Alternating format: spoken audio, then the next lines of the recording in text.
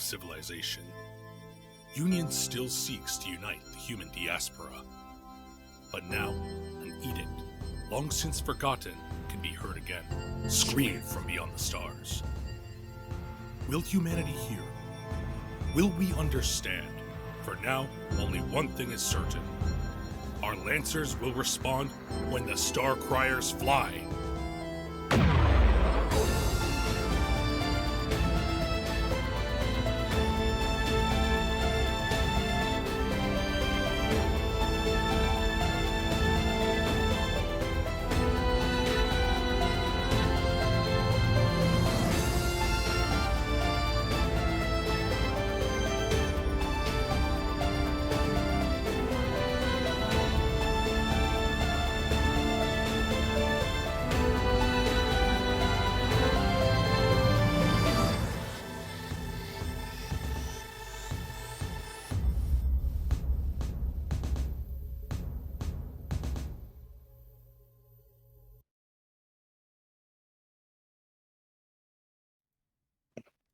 Hello and welcome back to RPGs Uncovered. We're here for another episode of the Starcrier Conflict.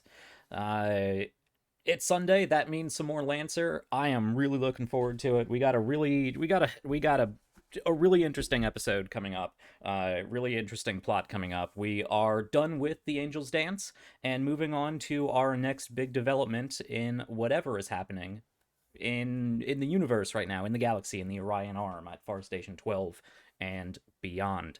But before we get to that, let's do the usual opening announcements. I like to keep these quick, so let's run through them as quickly as we normally do.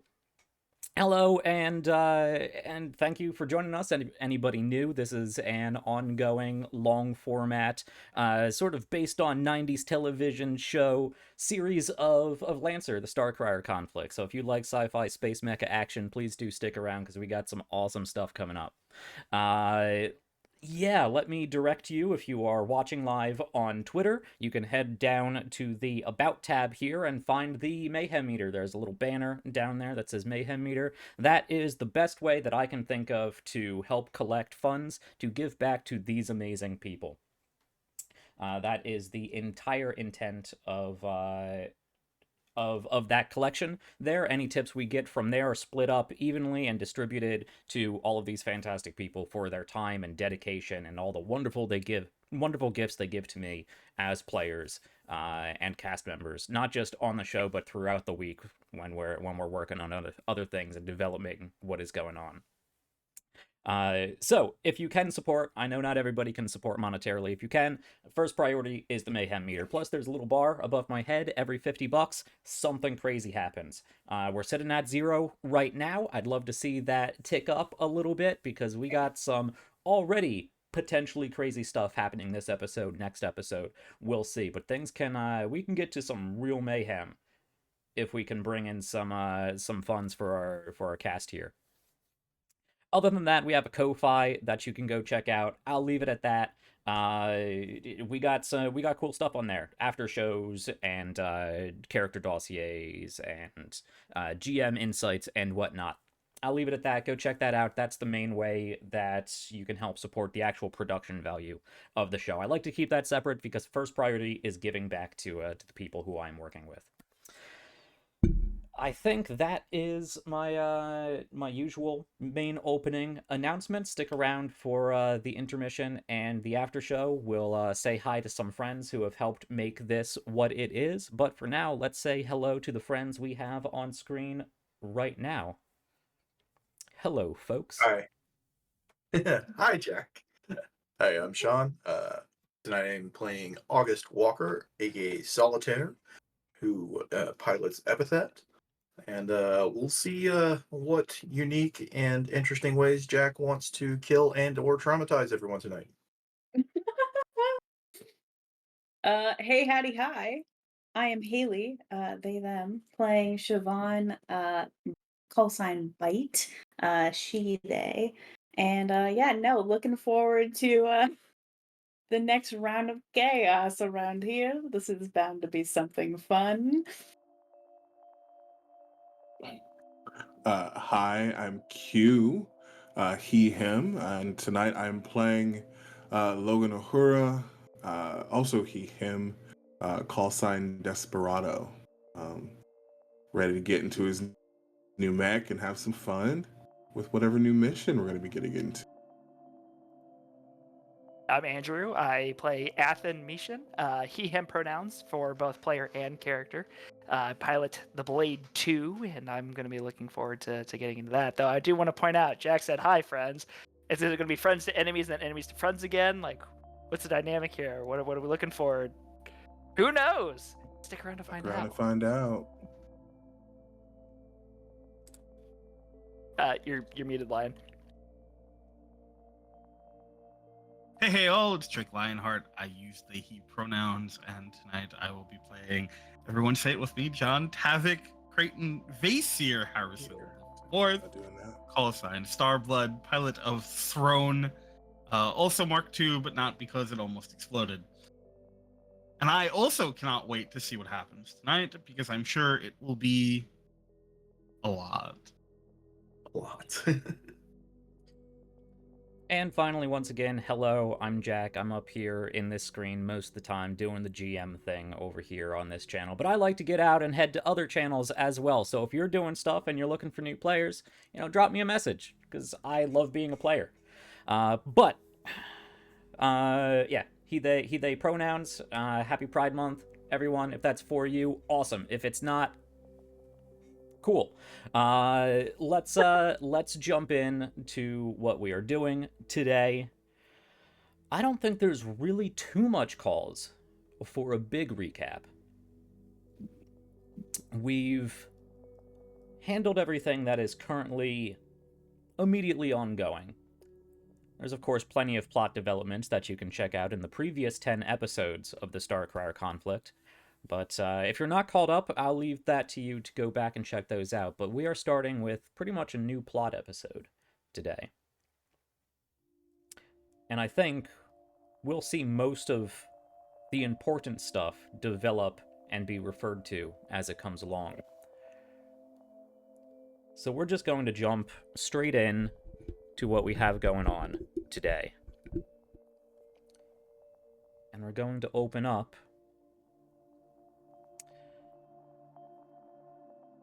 with the door sliding open, and walking in, we see John Tavik Creighton Vasir Harrison IV walk in. Probably not a very amused expression on their face. Walking into pretty much directly into the camera, so you can't see much of the room. The camera does follow and pivot and move down as Tavik, you take a seat on a couch. Very comfortable couch. This is I don't want to call it a Spartan room or that futuristic blinding white room, but it is very tranquil. It is very peaceful. And there are no room for advertising bots in this room, so goodbye. Peace. It is very tranquil. It is a white room, but it's not that stark, harsh, almost blinding, sterile light of hospitals and futuristic space stations. The lights are not necessarily dimmed, but they're not bright. They're diffuse throughout the room. There's a hint of a potted plant, maybe a fern or something, just sticking up in the background behind this couch. We can hear subtle chimes and low hums of that sort of peace-inducing, relaxation-inducing, what do they call that, like binaural beat sort of stuff. The stuff you listen to calm down, maybe get to sleep, maybe meditate, whatever you may use it for. Just very low in the background.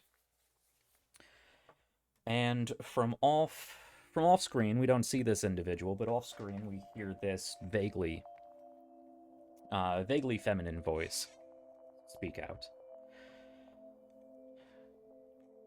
Let me ask, actually, pause real quick. You've been to a number of these. This is not your first encounter with Nope. with your highly recommended mandatory therapy sessions here. Yeah. What would you prefer to go by? Tavik, Mr. Harrison? How would your therapist address you? Tavik. Okay. So jumping back in. Tavik, it is a pleasure to see you once again. It has been quite some time. You would notice, though the audience does not see this person, I will leave description vague, because they're not really important to this scene. But of course, Tavik, you know, it's been 15 years since you last had a conversation with this woman. As with everybody else, as I've described since coming back to Far Station 12, a little bit more creases in the face, less vibrancy in the hair. Not terribly older, considering the extra longevity of humans in this future we are in.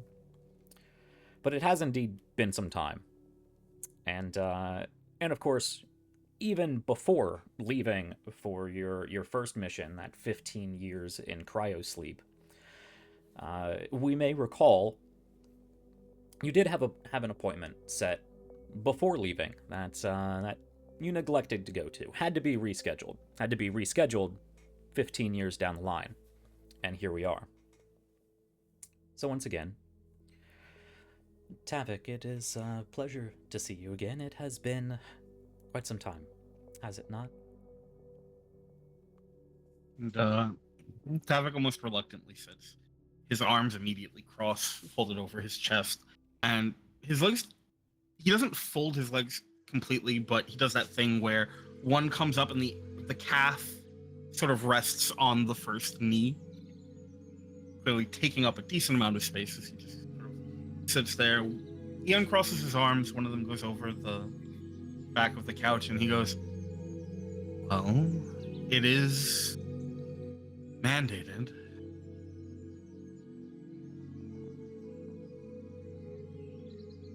Sorry, highly recommend.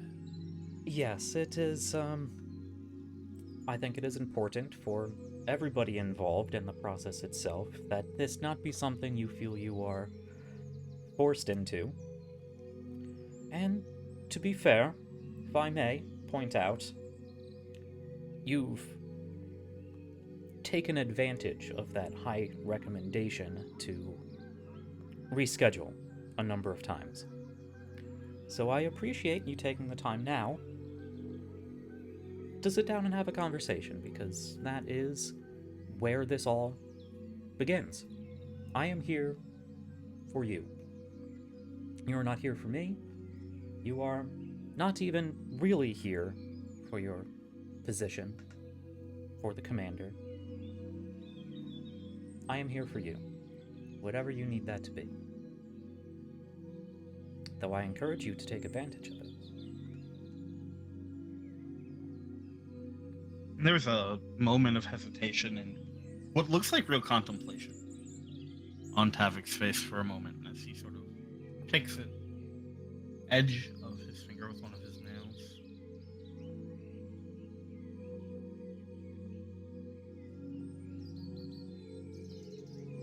I think perhaps it's a bit disingenuous to say that you are not here for the sake of the organization at the very least. I'm certain there are other places that you could be doing private practices or putting yourself to good use for those who don't see trauma on a well, it's hard to call it a weekly basis for you, isn't it? For us it is. I don't know that I can really understand that bit. Probably not.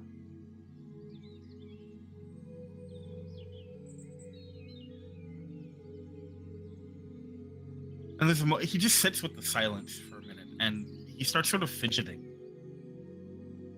Which is something that, in the few times he's been here, has never been an issue. In fact, I think for Tavik, it's very rarely a thing he does. It's very outside of his general attitude. And then he nods over in the direction where the tones are coming from. He goes, are those completely necessary? No, they're not necessary. If you would prefer without them. Hard to think with all the noise. Sure. We can do away. We don't need any distractions. And as he says it, he almost freezes for a moment. And very quickly lets it go.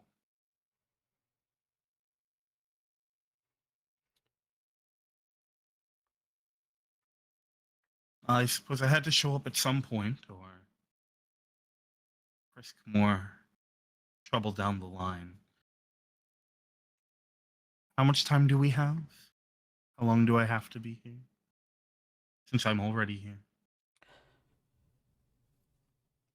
We have as much time as we need. You take precedence, I am on your schedule.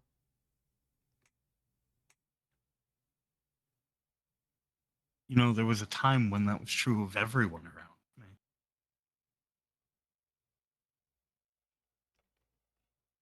Does it bother you that that's no longer the case?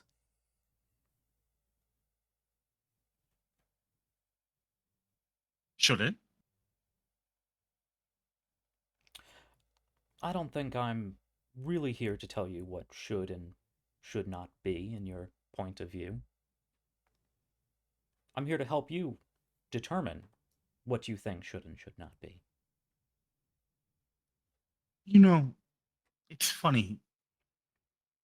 You, like everyone else, choose such specific words when you speak. But sometimes, no, you mean it. When you tell me that you aren't interested in telling me what I should or should not think or do. I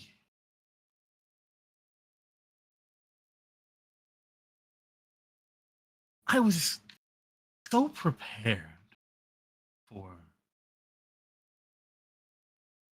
thought I was so prepared for that drastic change. Different coming here. Not here to you.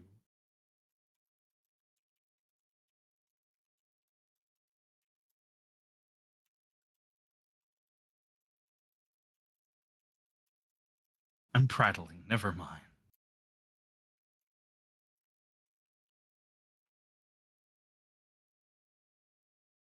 And I think there's a moment where again it just sort of lingers. There's that notable silence.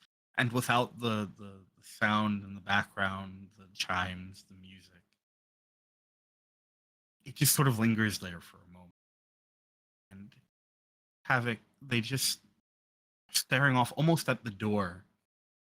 There's a little bit of pressure on their boot. And I think that's where we cut away. All right. We linger there on that pause, that turn to the side. We are seeing this all from a very specific angle, looking not directly at Tavik, but sort of off to the side. And then the camera pulls back, and there's a little bit of distortion as we actually pull back through a screen. And we see the image go still. Recording paused.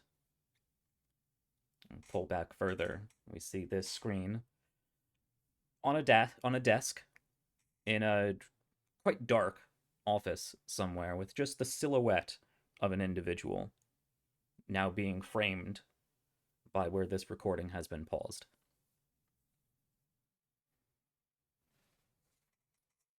And we can see, actually, the recording is then minimized, and across one shoulder of this silhouette, we see a dossier of John Tavik Creighton Vasier Harrison IV, And on the other side, we see a series of files all sort of cascaded down in their windows, sort of linked together in a main folder window. Psychological evaluation.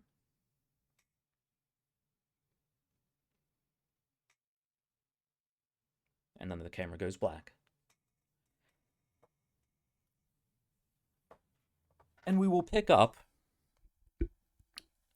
in almost stark contrast, in a rather bright room, a rather large room. Circular room. Very polished, almost marble, but may or may not be in this sci-fi future.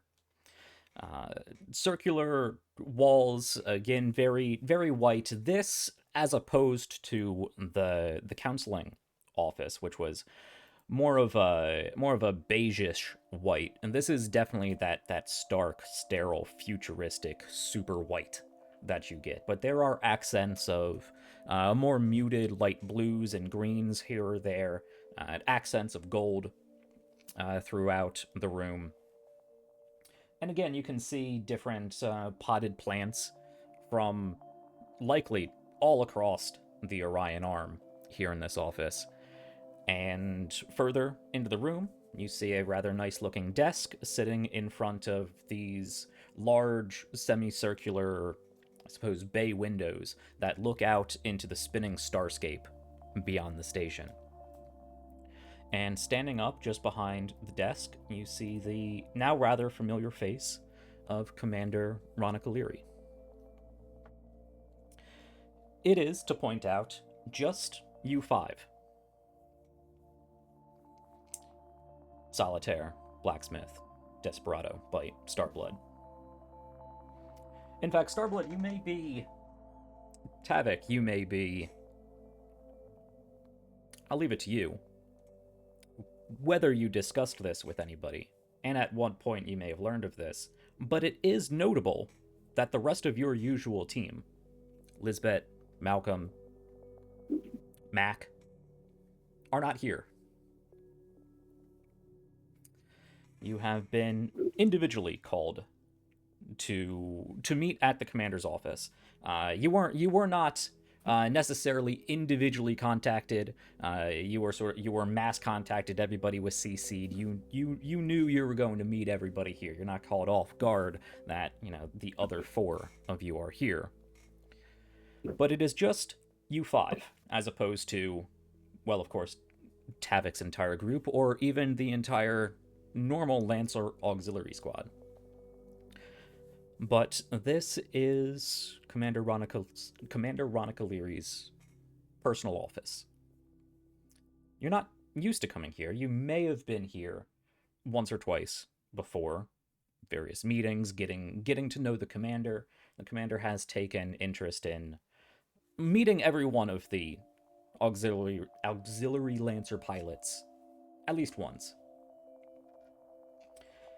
But if this is a mission briefing, it's not taking place in the briefing room. This is a meeting in her office. And we see her standing there, her usual sci-fi asymmetrical cut, vaguely military, Union, not Navy uniform, but Navy administrative uniform. Hair done up once again, that executive power bun, a little bit of bangs along the forehead.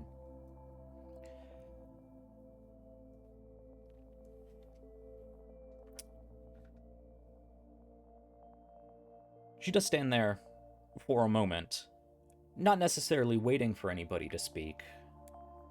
It's always been a little difficult to read the commander. Not that she has a stoic face, or even the opposite, that her expressions change too much, but there's always a contemplativeness behind her eyes. Like she's observing the moment, but she's really just a little bit ahead of things.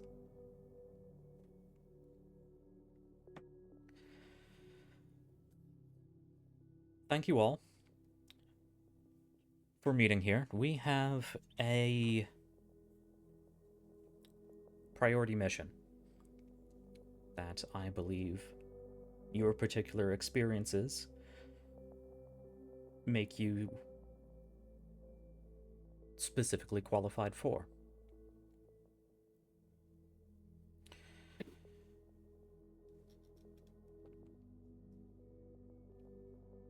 I'm sure you know that we have been having conversations with the Commodore, Mr. Riley, since you've brought him in.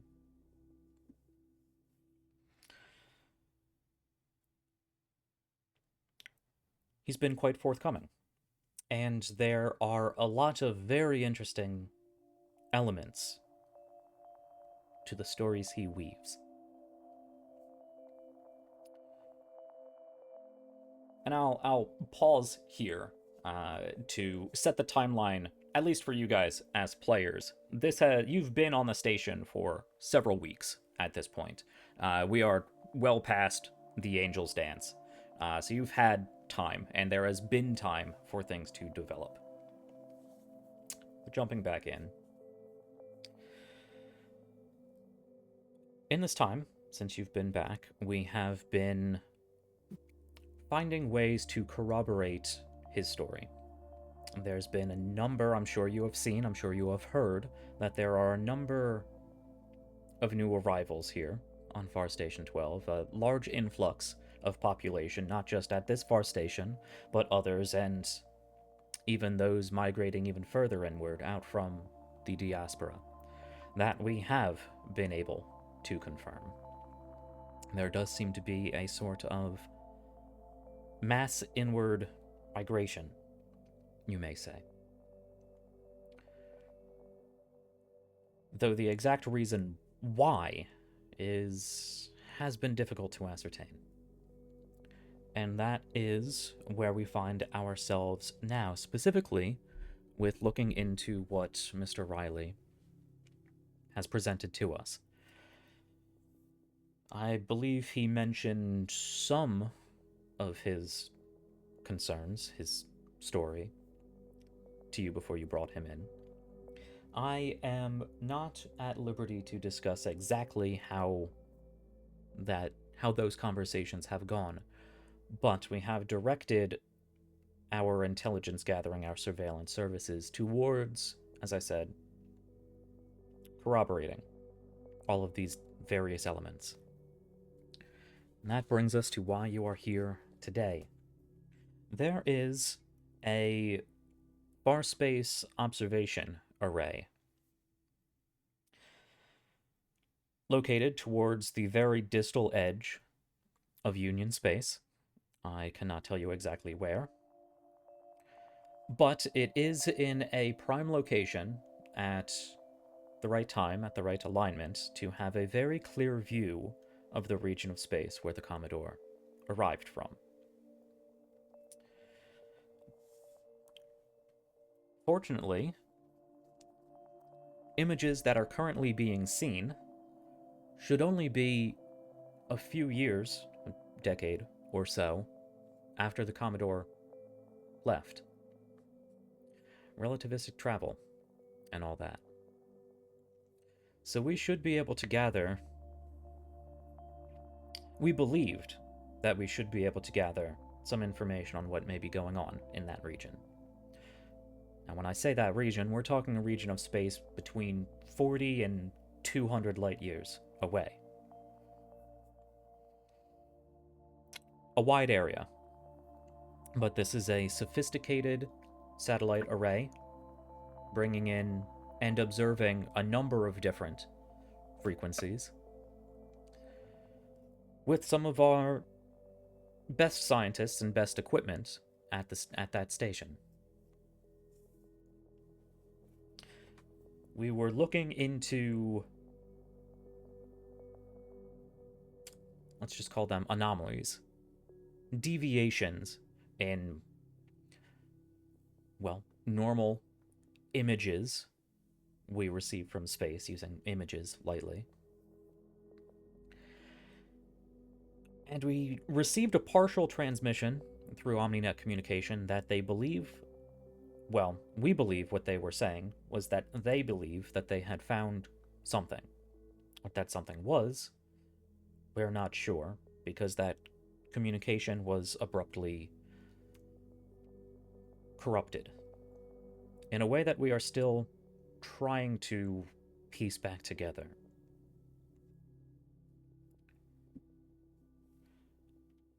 That is where you come in.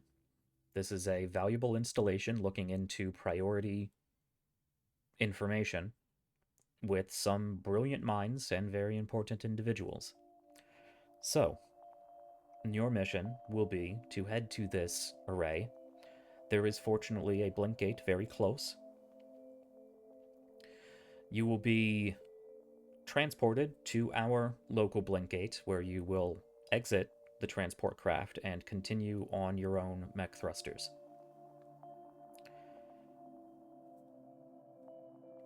From there, your mission, well, your primary mission, primary objective, will be to retrieve the data that they have received from this array.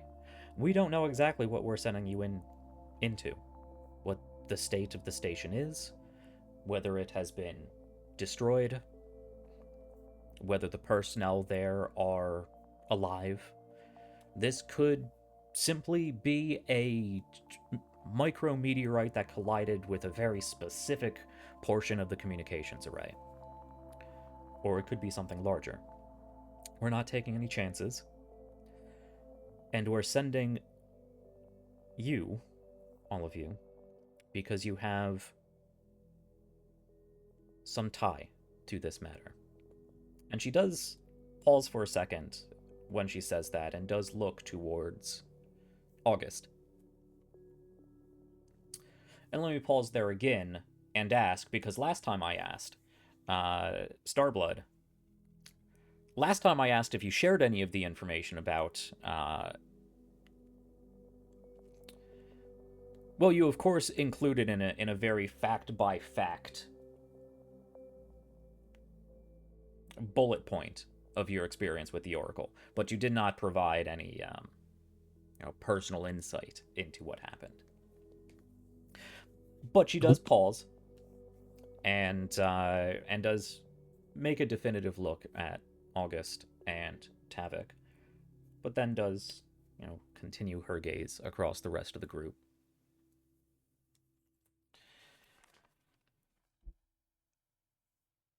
This is, for reasons that I will not get into, sensitive and priority. And you find yourselves in the, well, rather specific and individual circumstances to be ideal for who we need to undertake this mission.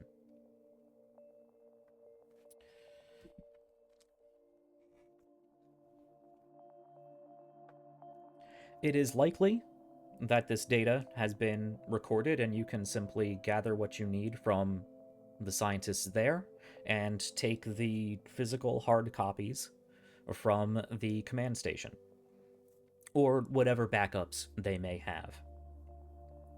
If for some reason that is not the case, it is a rather small facility with few personnel, all dedicated mostly to the pursuit of this observational array. But if for some reason there is something wrong with command, there is direct interface to the actual observation array. We need that data retrieved.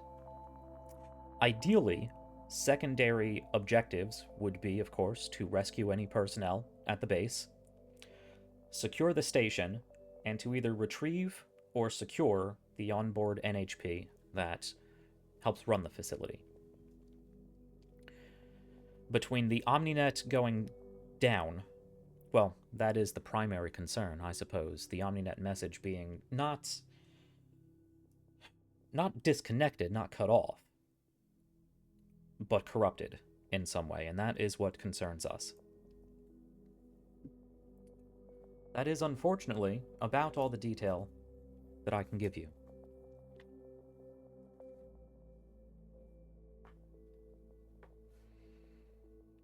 Is Commander, is there a reason why the transport ship's not going through the blink gate? Because this facility is very new, very far, and again, very sensitive.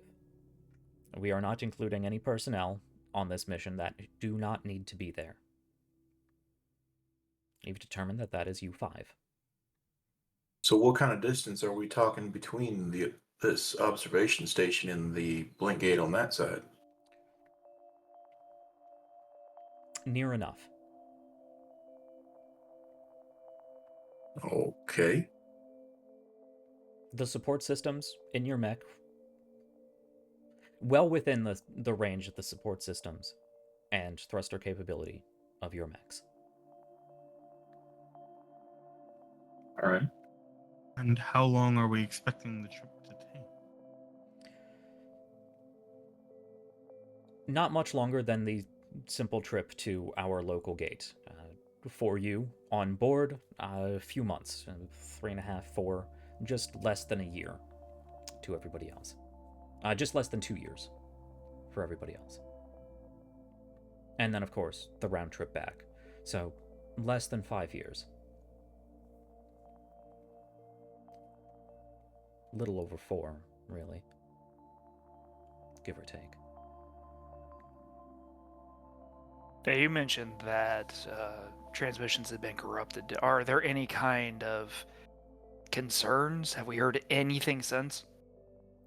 We have not heard anything since. No. The transmission was corrupted, continued for some time, and then disconnected. That was the last we heard. Do we know if it's interference or if it's censorship? We do not.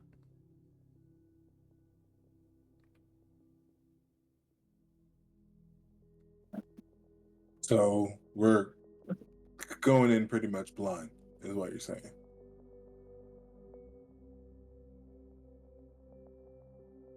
I Sounds like a suppose you could Tuesday. look at it that way. At Well- least this time we know to expect that we're going in without all of the proper information. See that? Do you see that one? That moment right there? Was that necessary? Was that I called think for? so. I don't think it was, actually. That's fine. That's fine. It's fair, I suppose, but it is also fair for me to remind you that you will never be going in with all of the information. Welcome to the That's front lines, Tavik. simply how this works. We don't have all the information, and it is unlikely that we, whoever we are at the time, will share all of what we do have. That is simply the nature of your auxiliary support unit. But do know that you are performing very important work, as I said, sensitive and priority.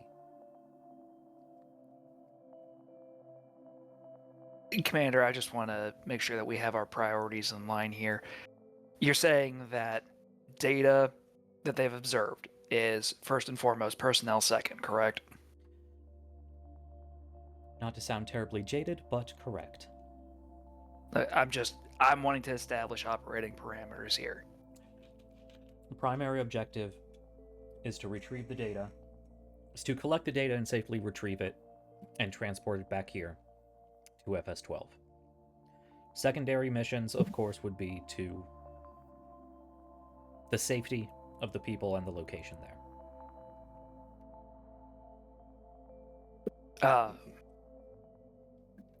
I will tell you, not to, well, to interrupt, I will tell you that it is extremely unlikely that this is a hostile event.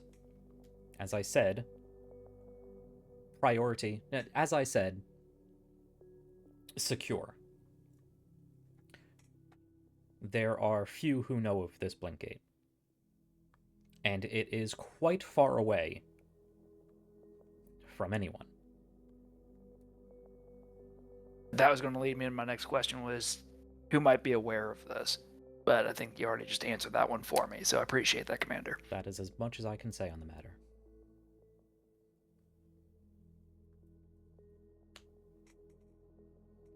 This should be a simple data retrieval mission. Get in, grab what you need, confirm that people are safe and secure, reassess if not, and return.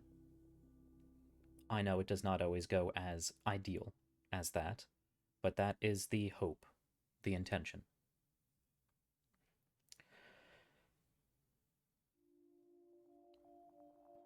Given how our last mission went, if it's all the same with you, I'm still going to advise that we load up with as much ammunition as possible, just in case. Whatever you can take Yeah. without compromising the, as we determined, your ability to reach distances within the normal threshold of your mech's parameters. Oh, don't worry. I'm not going to load the Blade 2 down so I can't move. I agree with Blacksmith. I think it's important to be prepared, especially if confident as you might be with the potential for engagement. Better to be ready.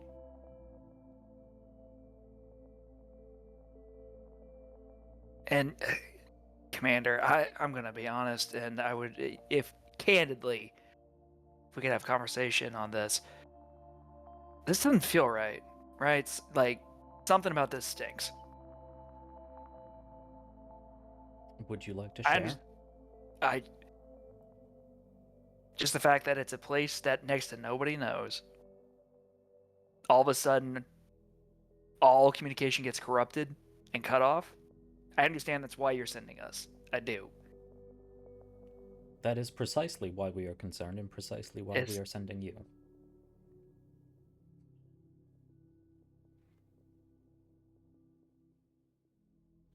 If things were going well, if things were not wrong, we would have no need of you. Right, I understand that. I'm just wondering if there are any unknowns that we might be able to be briefed on beforehand.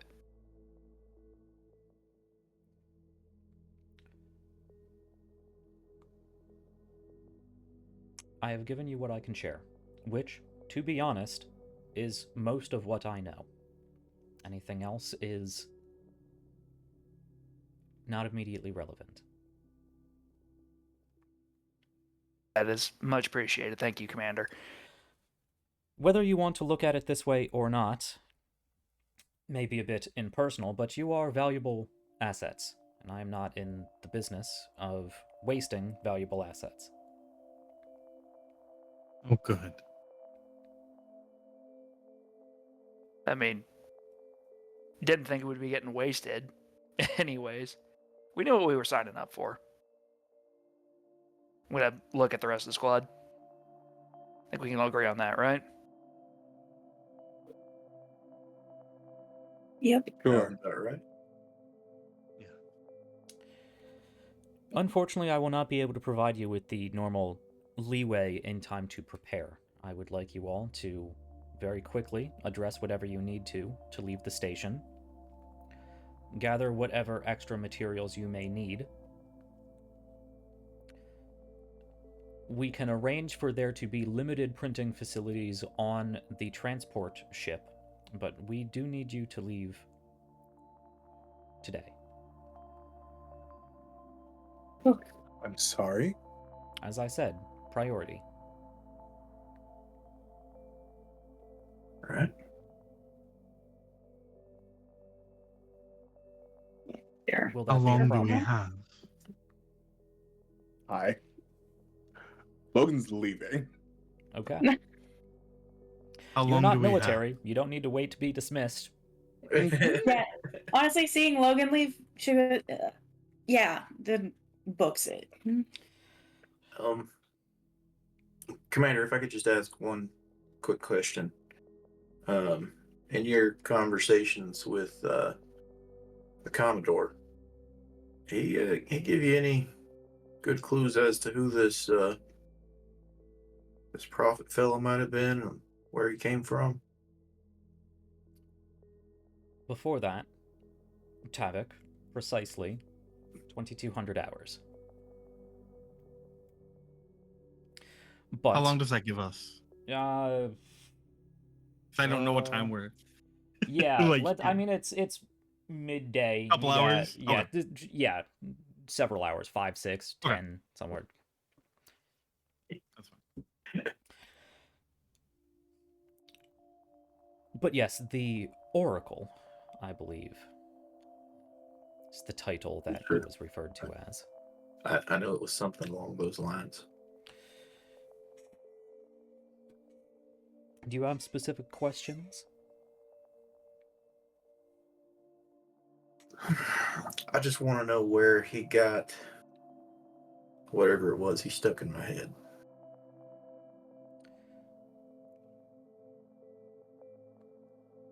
The Oracle's body has been transported to a secure facility to be better analyzed.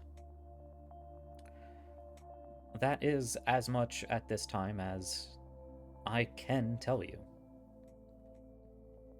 Take that "can" to be however you choose to perceive it.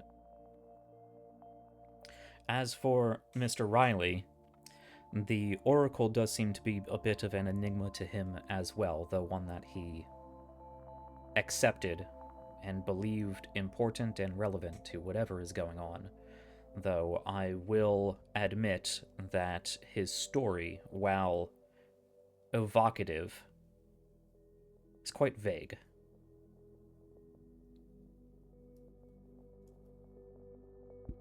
Yeah, I felt like the Commodore was a bit vague myself. To the point where I believe he doesn't have specifics to share. A secondary after-the-fact observer.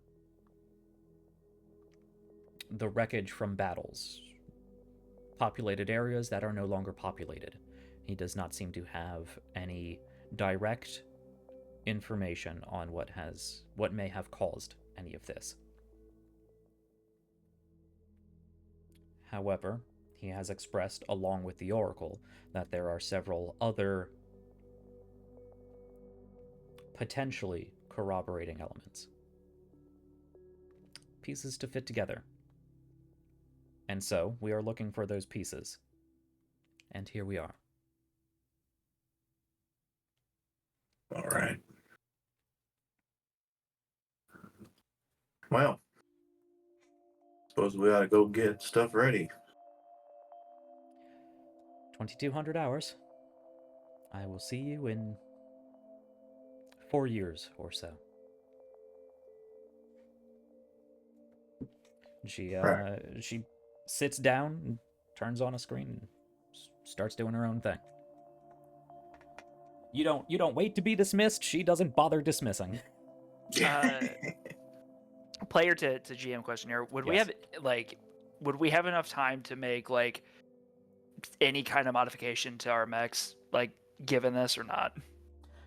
So this I have a system that I would like to add. That's all. yeah, this is information that you will get on a little like data pocket, sent to your pad. This is a trip that will be taking I believe that I calculated it out, but it's between 3 or 4 months. 71.5 days or so, which is Okay, so we're not going into cryo for this one then, right? You are not required to go into cryo for this one. So Okay, you good. do have several weeks to do things on the ship. This transport ship is designed for distances of this type without cryo. So there's recreational facilities and exercise fabricators of decent size. You can print mech gear, but probably not entire mech assemblies at a time. So yes, you will have time to make modifications. You will have the resources to be able to do so. Most of whatever you may want to do, I'm sure. Okay. Yeah, it's really just like a small systems overhaul. That's all. Cool. With that, as they Tavik's gonna sort of turn and go to leave, and as he does, he stops for a moment. He goes, "Solitaire, could I see you for a moment?"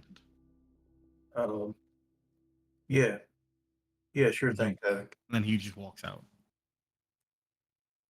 all right. We see the pristine white alabaster doors of Commander Leary's office. And, well, Tavik, where would you like to have this conversation? Assuming we're doing this on screen.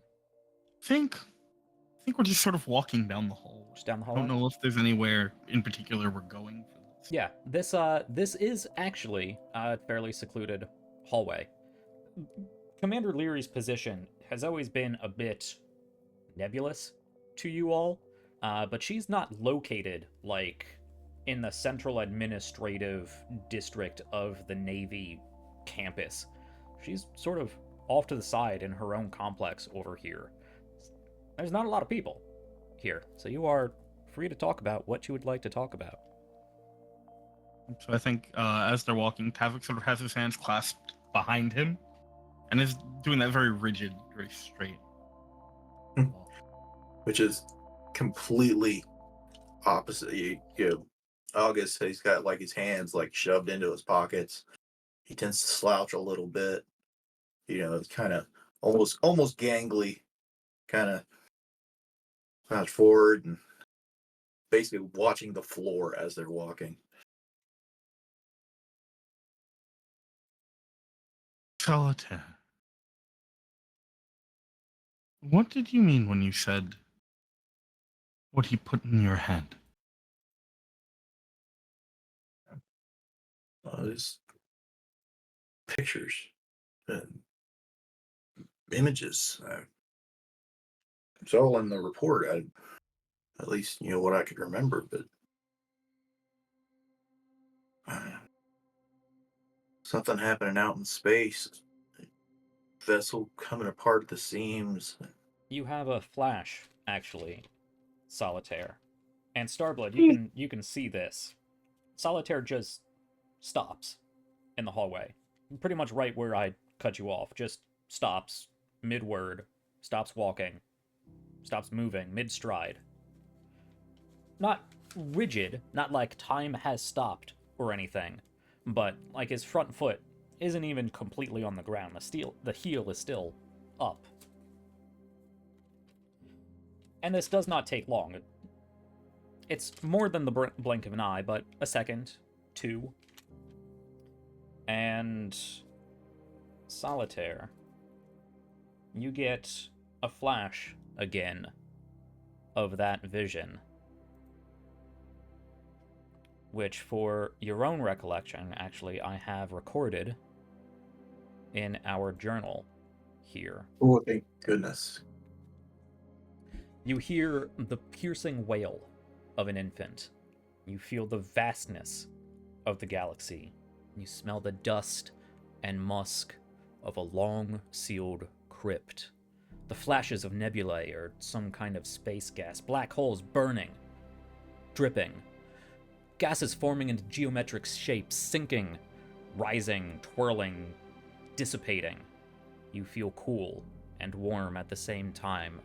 A cool drink on a hot summer's day, and simultaneously the warmth of a fireplace in the dead of winter. You feel like you forgot something. Something very important that needs to be said. Pain that excites you. You see explosions down across your body as pieces of Starship Hull are blasted apart of you. You see yourself sitting down in the darkness of a hulk of a spaceship, looking out into the unprotected void of space. Absence, home.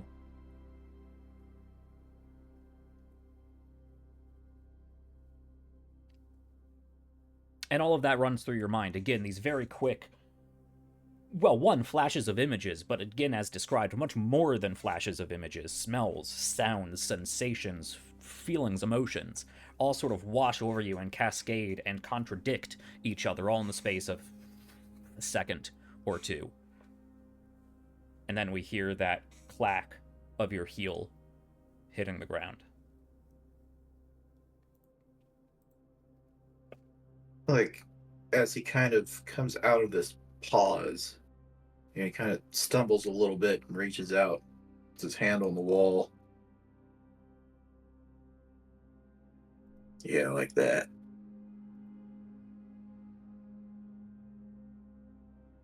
Has that been happening to you a lot? No. See it when I sleep sometimes. Not usually when I'm awake.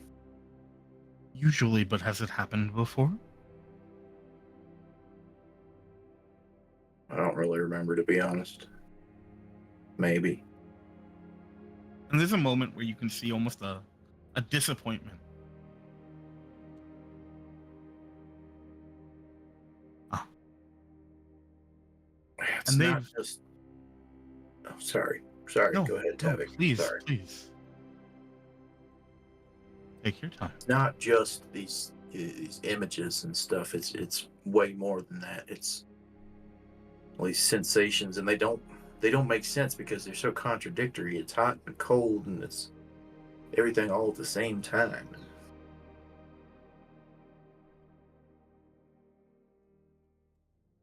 I don't know.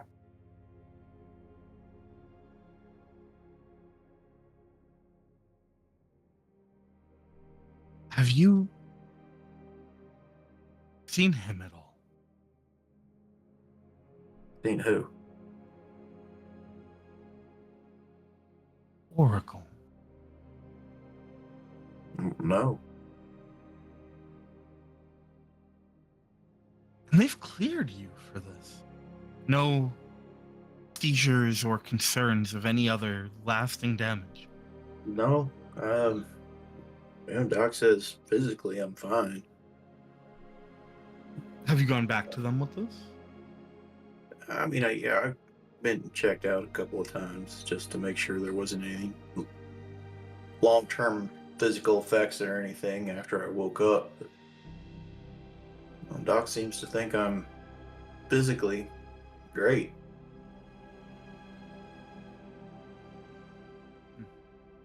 And like I said, most of the time it's dreams, nightmares. I don't even. Nightmare's not the right word for it because it's not like, nightmares are scary, right? Yeah. Yes. This ain't scary. It's not scary when when I'm there. It just is. Confusing. Like I'm not seeing everything. There's no context.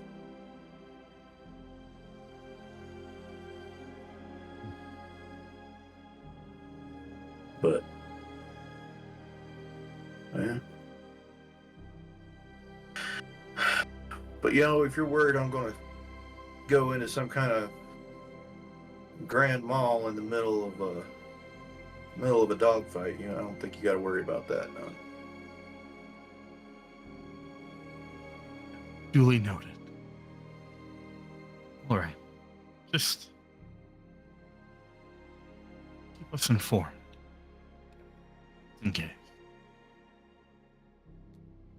Why'd you ask me if I'd seen the Oracle?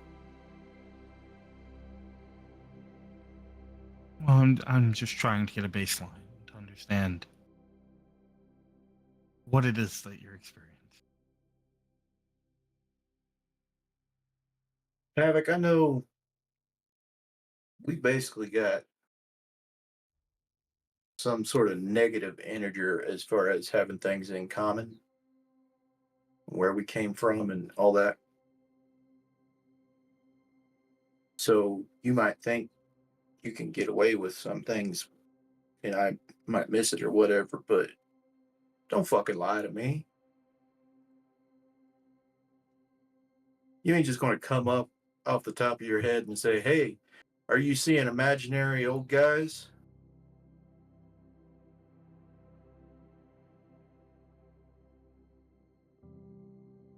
That comes from someplace, buddy. And here I thought most of your perception was saved for designs and machines.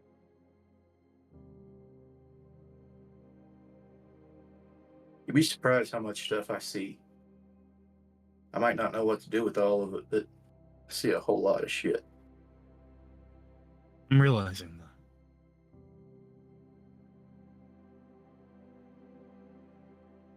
I have been having my own experiences. You've been seeing this old dead dude. I assumed before this conversation that it was a trauma response. That's a natural assumption. It probably is. It might be. I mean, obviously, I didn't see what happened. And, I only know a little bit about what exactly happened there after I decided to take a nap. But, I think if I use myself as a baseline, as it were, as an example in some context, whatever that old fellow was, he wasn't normal.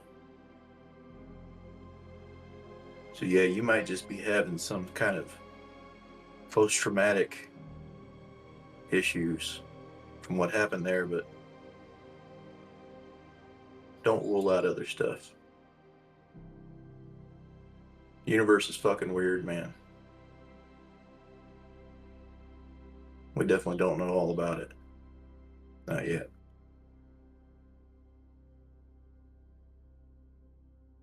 Well, rest assured that if I see him floating around out there, I won't let it get in my way either. I expect this conversation stays here. Yeah. I ain't planning on going and running my mouth about nothing. That's your business, it ain't mine. For Though what it's worth. if something does come up and it poses a threat, I expect you to open up if it's what we need for everyone to get out, right? I will not do anything that puts any of you in danger. That would be irresponsible. Well, good.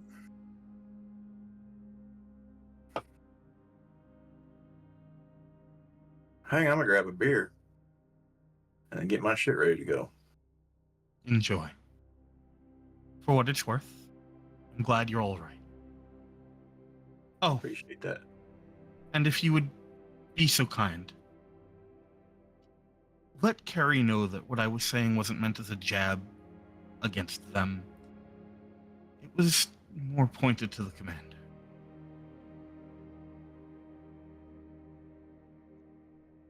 I'll have to try to remember what you said that might have been taken that way.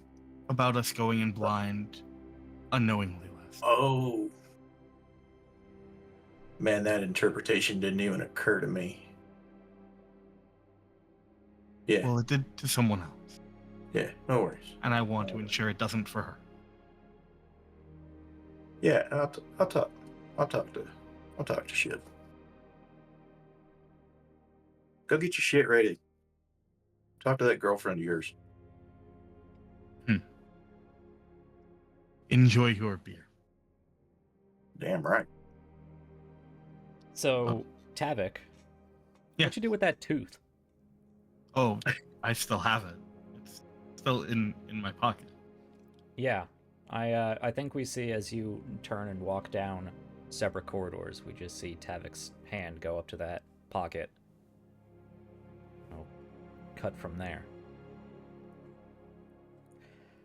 Now,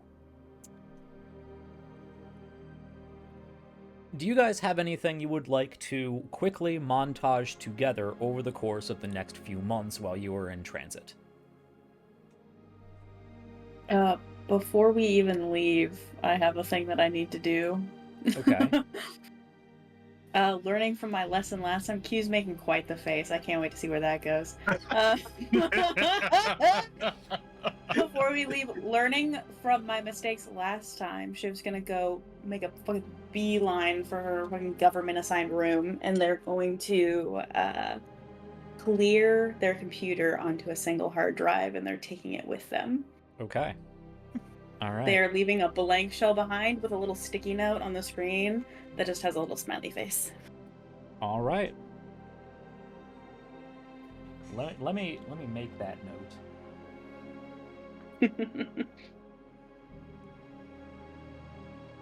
You know, I just want to take my work with me. You know, I have a few months to kill.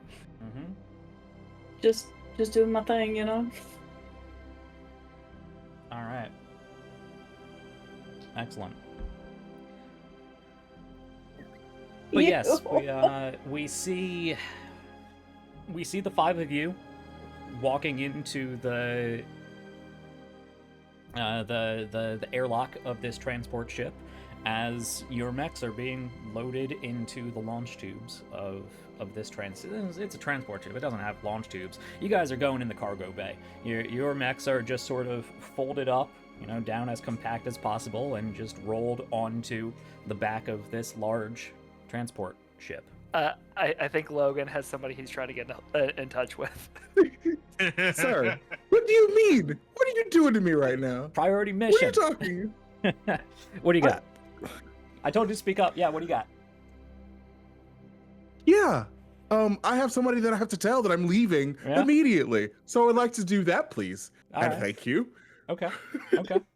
I'm gonna need to queue up after that. Okay. Fuck, bro. Number one rule of live streaming production shows: you're not allowed to time skip. Just should know this by now. You listen, my bro. My boy. You gotta at least give me a goodbye. You can't just. I mean, is this something we can we can montage together of everybody going back and hugging their various loved ones, or we got actual scenes and dialogues and things we want to play out?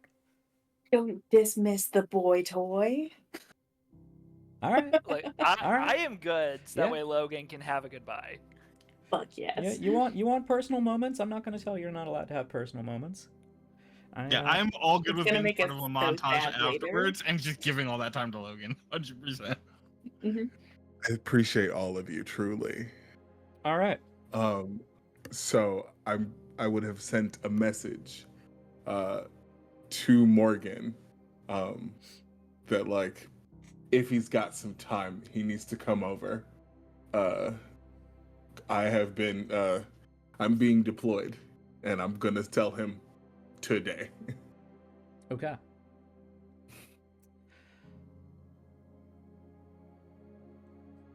Yeah. So I think Morgan has taken some of his accumulated leave since it's been quite some time since you've been back. Didn't know when you were going to leave again or for how long. So Morgan has taken some accumulated leave. So he's been around.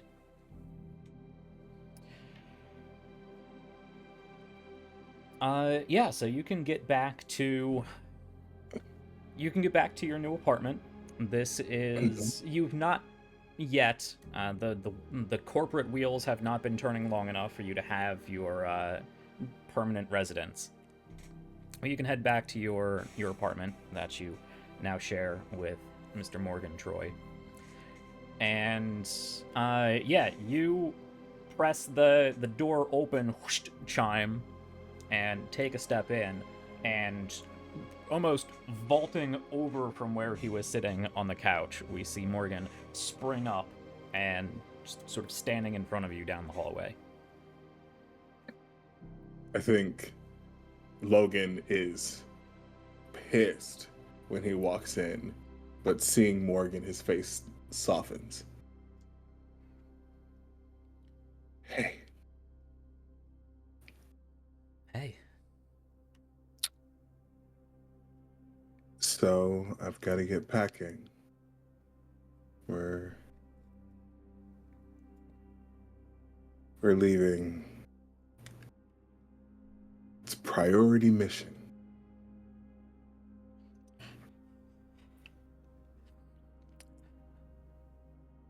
That much I gathered. Yeah. I've been told it's only 4 years this time. All right. Well, that's that's about as short a jump as you can make. Yeah. Yeah. Where do you know where you're supposed to be stationed after this? I had a few more weeks of leave built up. I can bank those now. Over 4 years, I should get quite a few more. Yeah, I don't know. We knew this was coming. I just didn't know when, but we knew it was coming. I knew it was coming. That's Yeah. That's what you signed up for.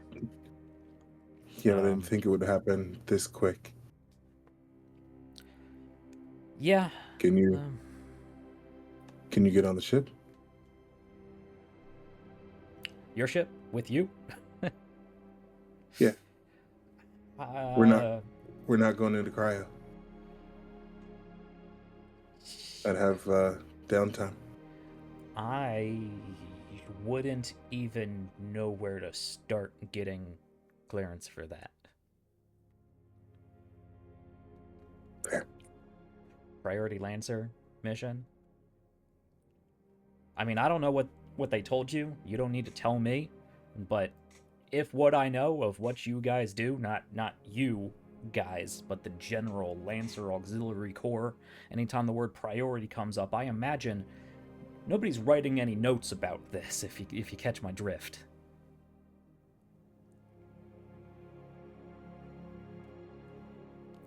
Maybe I'm paranoid. Okay. Maybe I'm reading too much into it. You're not. Okay. Well, then do me a favor.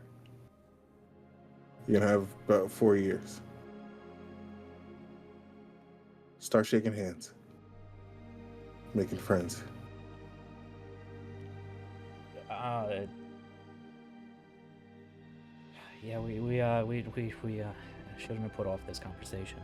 What do you mean? Just how this is gonna... How we're gonna continue.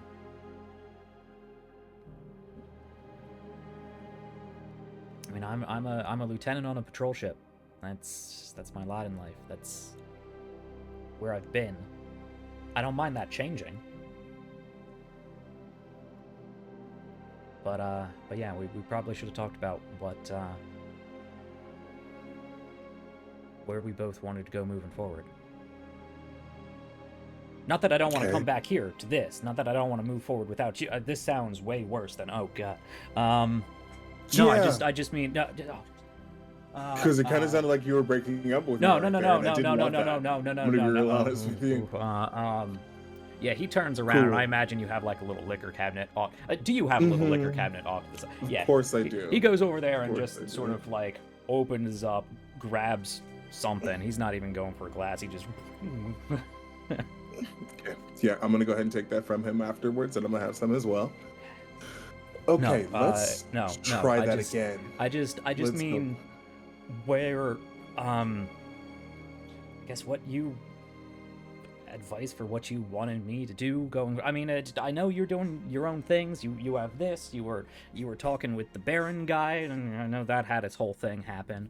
You were telling me about Stormkirk and IPSN and all the things you want to do with this and that and meeting people, and we're talking about relativistic cosmological distances here and time frames, and I'm on a patrol ship going from nearby star to nearby star. Okay. And that's what I've been doing. I mean, I got a new bar, but then come with me. Find a way to come with me. Right now, today, Not the only right option now. I have is. Okay. Not right now. Okay.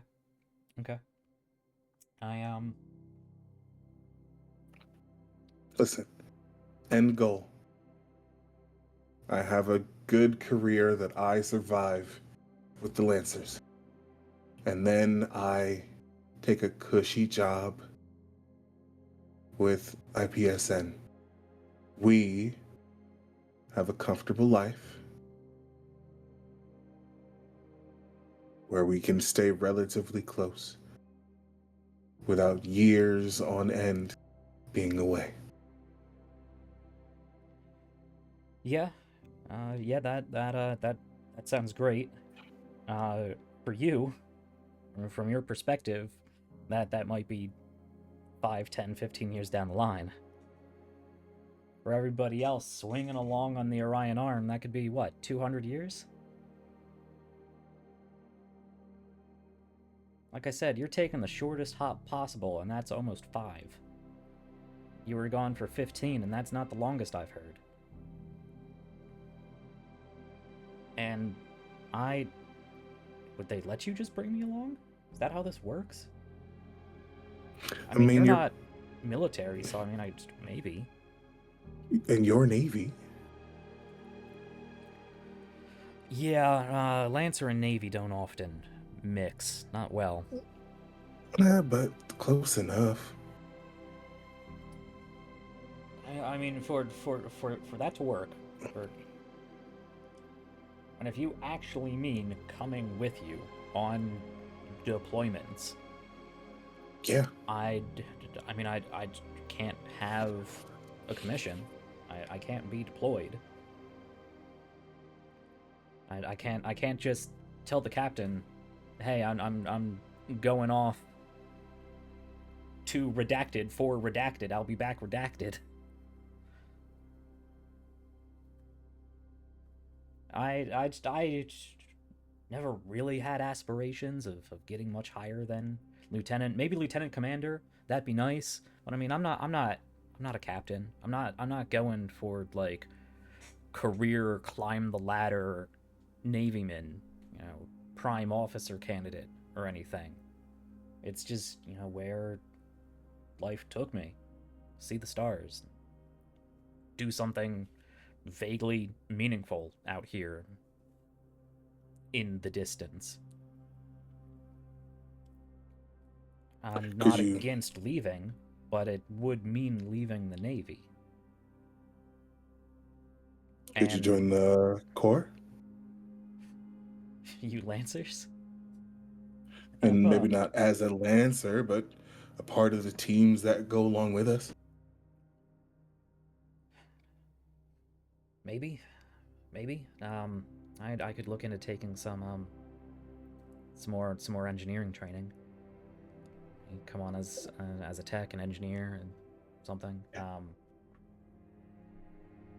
Listen, and I'm gonna take his head in my hand so he's looking at me.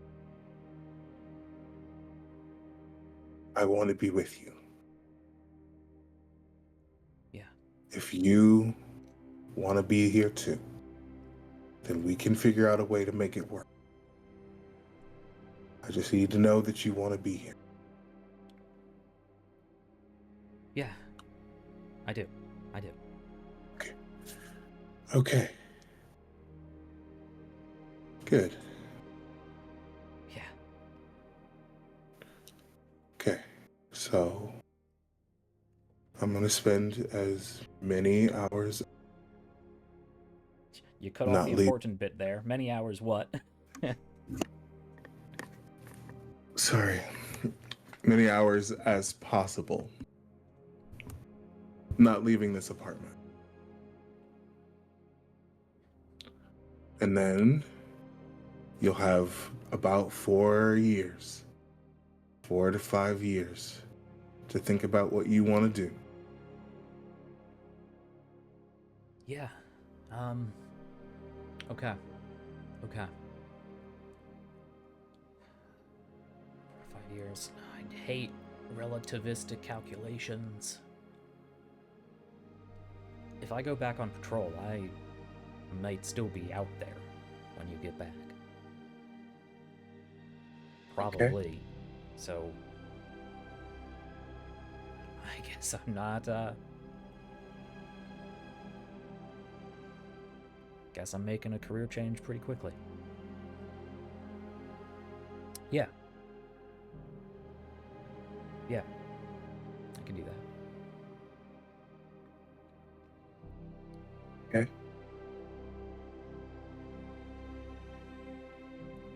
I have an idea. Yeah. I'm gonna need some time for it to percolate, but I've got an idea. Okay.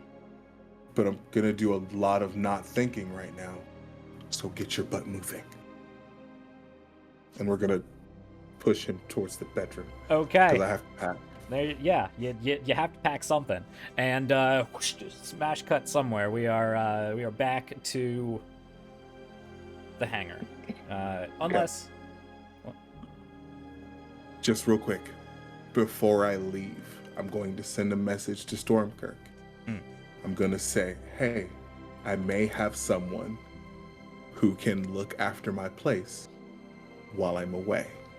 And also, do you need someone here on S12? Okay. Let me just remind you. Mm-hmm. The difficulty there will be if he stays here while you are going out. That does still mean that he's aging years and decades between when you see him. Sure. Gotcha. Sure. Again, he's percolating it. He's brainstorming it, but he would have still sent that message out. Yeah.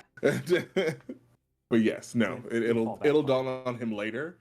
Mostly he was just kind of like, I gotta get my baby something to do. It's fine. But yeah. All right. So I got Morgan career change, and Stormkirk IPSN recruit question mark. There we go. Maybe. Well, I'll DM you about that going forward. Morgan's got some thinking to do. I got some thinking to do. All right. Anything else before we ship off? I have something I'd like to do. All right.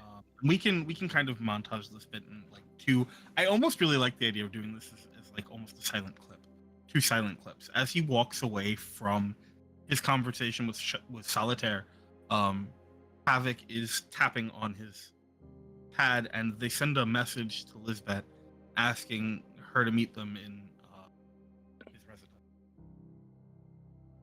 And then we cut to, assuming she shows up. Yep. We cut to what clearly is the end of that conversation. And they're just sort of standing there, and there's this very noticeable space between them as they stand there.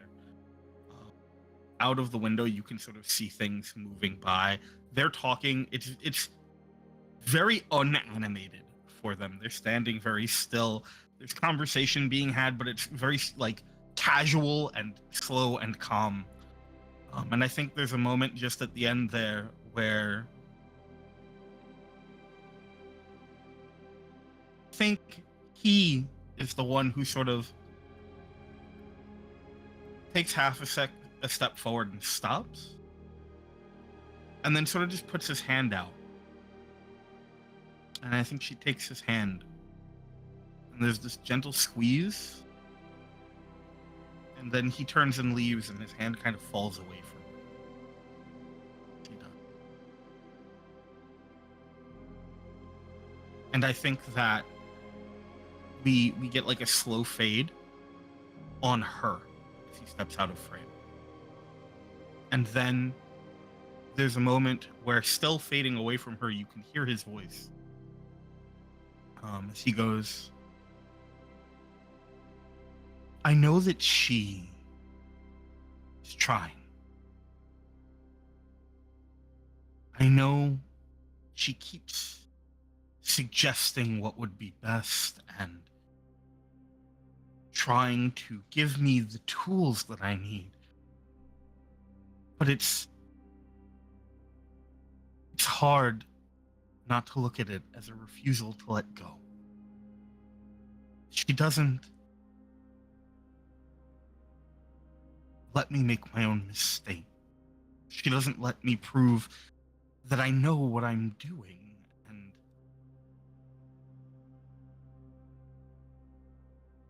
I know that it's not malicious. I know it's not the same as what it was before I got here or even after I have, if you will be so bold as to indulge me, but she clearly cares. Constraining sometimes. It's not always like that. Sometimes it's warm, and there is space. Talk to hear to understand. I don't have that with anyone else. But sometimes it's no different. Or it feels like it's no different than Rashamra.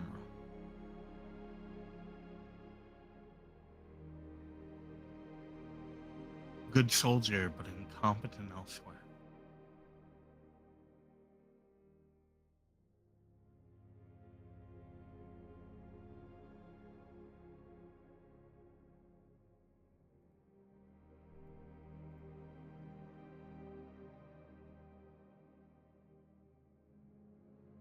All right.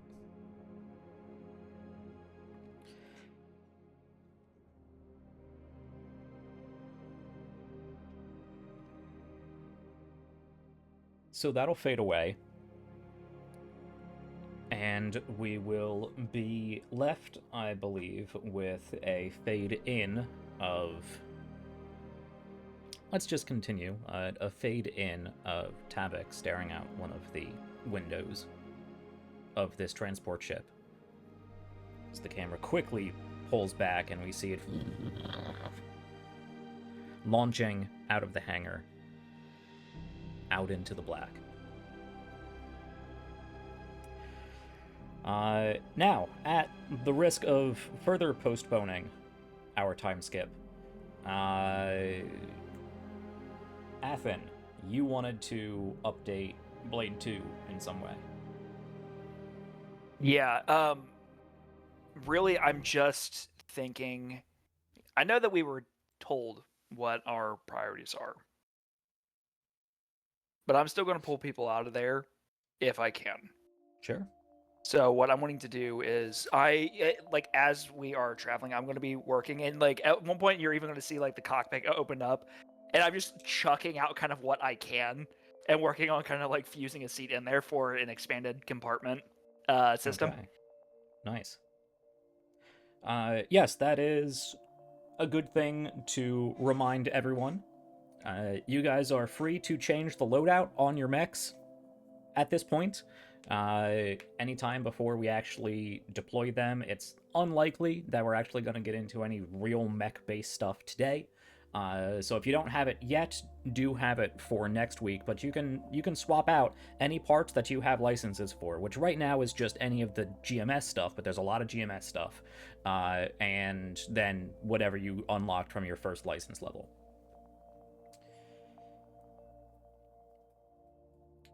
But, what are we montaging in this 3 and change month journey? Anything in particular? Because it's 72 days. That's not short. That's not a short time, but it's not long enough to really bother going into stasis for. Definitely jerry-rigged my own computer setup. Like, they probably had something available. It wasn't good enough, so I made it better. I've been doing digging. But that's something for you and I to DM about later. I did have a small scene that I wanted to do with Tavik really fast in this time skip that we're doing. All right, sure. Set Yeah. that scene for me. Yeah, I think I assume that at some point August did come to me and relay the not apology that was given by Tavik. which at first pisses Shiv off. Super annoyed. Like, what? There's a distinct avoidance for a while there of like, why the fuck would you not come to me? And so like there's kind of like a huffiness of any time that Tavik even gets close. I'm sure you have a cologne that I can smell from like a mile away that instantly gives me migraines, and so I like run away. So it's that for like a good probably 2 weeks. Shiv's pretty petty. And then they sit, they think about it, and they think about like how August is always trying to like bridge gaps and things. Like, shit. Okay, he's trying, I guess. And so they're just gonna go seek him out, and they're gonna sit down wherever he's sitting. And for a minute, just silence. Just All right. If that's the case, Tavik set the scene for me. Yeah. I think a lot of the time that he spent here is probably spent working out, but in this particular moment, I think we probably find a jacketless, still just a touch wet from a post-workout shower, Tavik, towel sort of slung over his shoulders, with a book, like a classic old-fashioned physical. what are you reading? Hmm? What are you reading? Shiv gets like stupid close this time. He's And suddenly he sort of leans back, and you don't smell the cologne on him this time because he's just shower. shower. Yeah. It's nothing interesting. It's an old book from bygone age. He closes it about what the expectation would be once humankind reached the star. It's cute. I mean,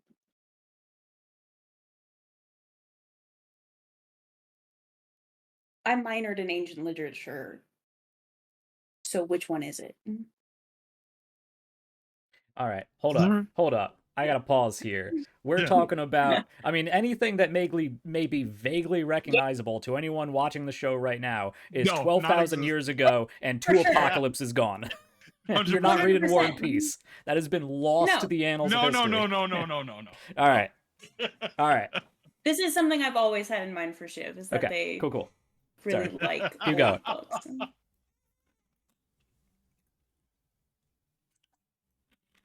Star Tide. Hmm. Andrew Markov.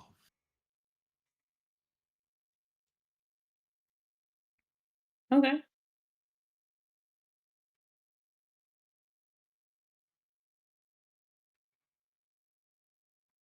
What hair dye do you use?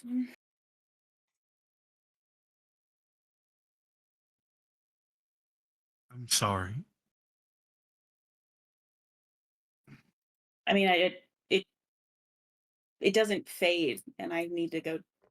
Probably need to dye mine again soon. So what do you use? I don't. My hair is the result of a 1 in a million genetic abnormality as a result of multiple instances of the same genetic code being used alongside a newer set of genetics.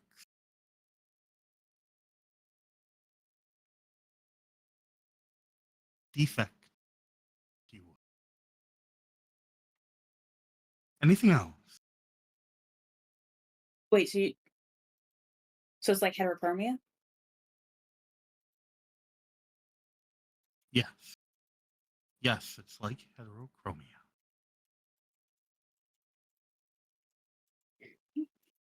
So it's like having your earlobes detached from the side of your head rather than attached.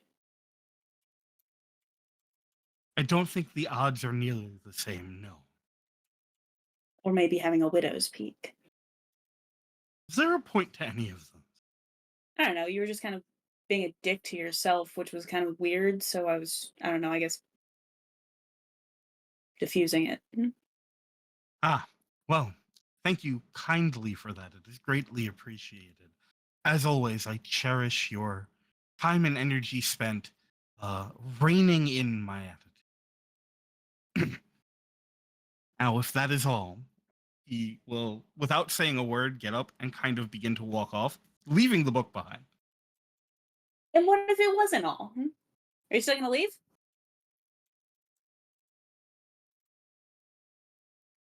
That depends.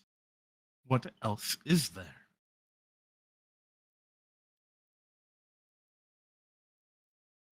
Well, shit, I really thought you were just gonna leave. Good.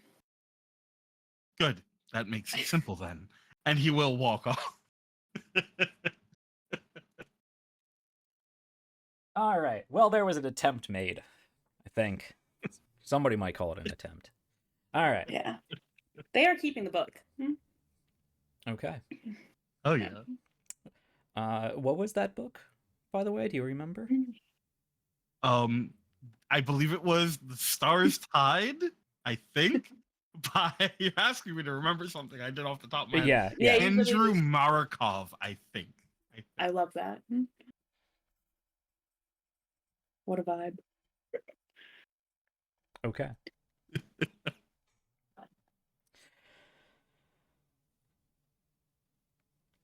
Anything else happening before we start today's episode?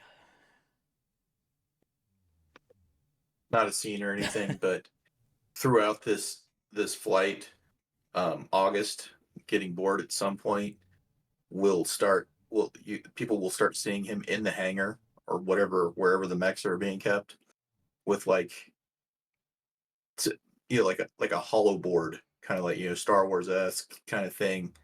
It's basically chess, and he's playing chess against Kitsune like for hours at a time. Okay. And losing constantly. Yeah. But and he would probably start trying to grab random people, be like, hey, you come try this. I can't seem to beat her right now. I need someone else to soften her up. I would die to see Tavik get humbled by by this in HP.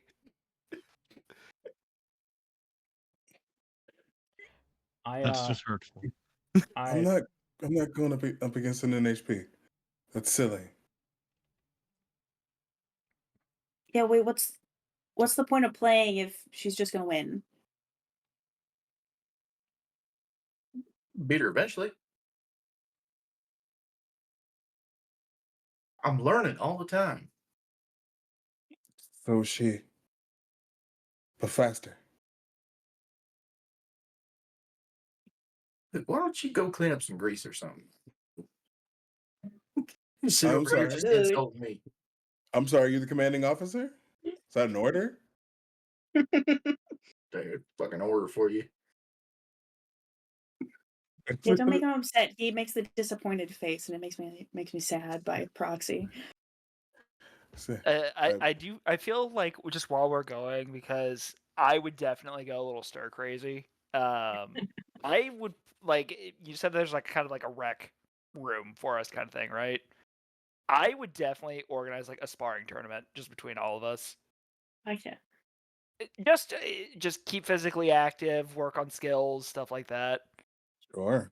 Obviously, it wouldn't be. It would just be like, it wouldn't be trying to like break bones or anything like that. But literally, just a point just out of sheer boredom. Like, I gotta hit something. Tavik! Get over here and let me hit you. You always I call feel for like- Tavik. Actually, I honestly feel like Logan would probably be like the preferred sparring partner. Yeah. Especially because you always call for Tavik, but I'm right here. And listen, Logan wants the smoke. He's got a lot of frustration that he has to take out. I feel like definitely it would be like before organizing a tournament, it would be like, hey, Logan, like, come on, let's. I can see it. Like, let's go. I've been waiting on you, man. Let's Yeah. go. So yeah, there's lots of sparring, lots of working out. Logan tries to read; it does not go well. lots of tinkering, probably. if there is, if so, Tavik will first reject it if there's a if he does try to organize a tournament, but eventually, if pushed, they'll be like, sure, but only if round one I get carry. I was fully prepared for Shiv to just nope out of any working out scenario. But that sounds therapeutic. I have to know what Shiv's fighting style is. I just feel like you would just be like the scrappiest person ever. Oh yeah. It's unfair street fighting. It is Hell yeah. going for the eyes. Like in real combat, Mhm. nobody plays fair. Fuck that. Incredible. So yeah, there's your montage, bud. We're fucking each other up. Yeah. Lovingly. Well, for most of us Nah. anyway. I think All right. for Tavik, it's very much sort of a Krav Maga inspired style, but also obligatory. Fuck the IDF. But I think I think it is very 1000%. All right.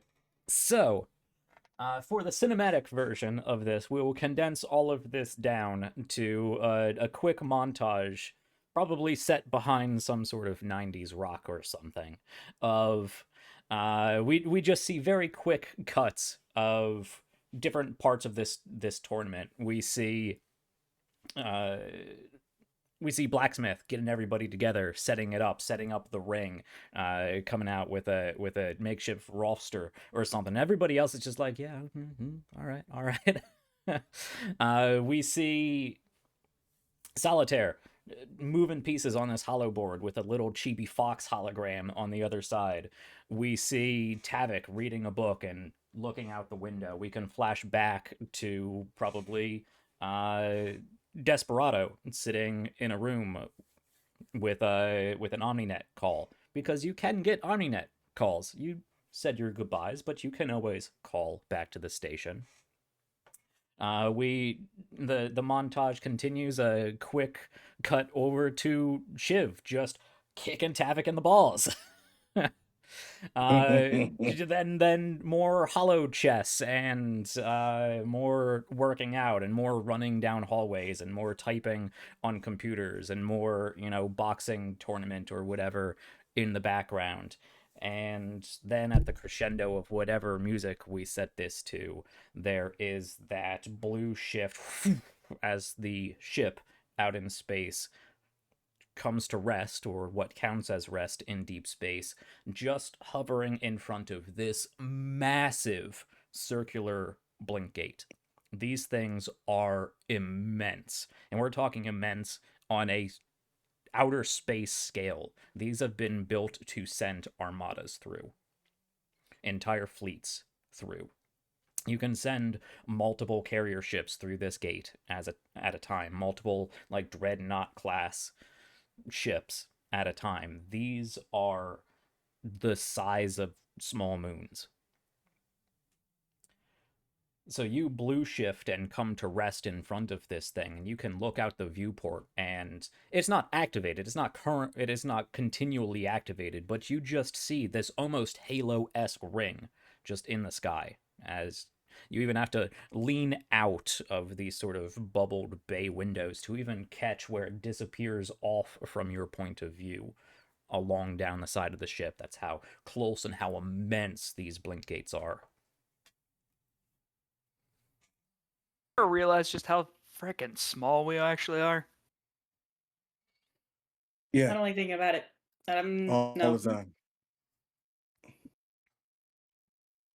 Lancer Detachment, please report to the hangars. Lancer Detachment, please get ready for deployment. We will be deploying in 15 minutes. Be ready.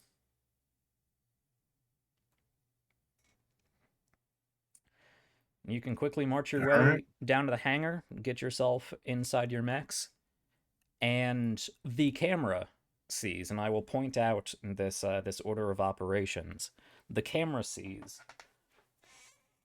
sections of this blink gate light up here or there. We're not going full Stargate. It doesn't spin, it doesn't light up in order or anything, but sections of this blink gate sort of light up here and there and over here and over here. There's this vaguely visible coursing of electricity and radiant energy that just sort of hums from different parts of these contraptions. And there's this sort of waviness to space just before you see this sheen. It doesn't do the whole Stargate whoosh that you would get, but it does sort of very quickly just sort of swirl together and shine this bright, vaguely bluish white light. And there is this almost puddle-like ripple to it, but not like water. It's almost like looking at the surface of a highway on a really hot day, but you're underwater. But we see that in the vastness of space, no sound set behind this because of, again, space. And then the hangar doors of the ship open up. Your mechs can launch out of it.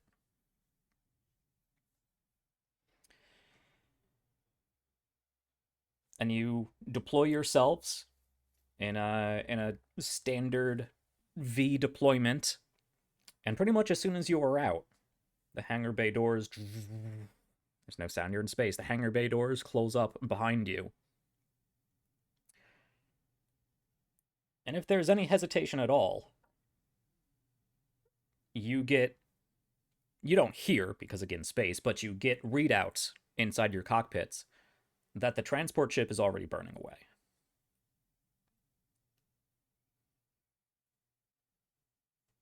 And that is where we are going to take our break for tonight.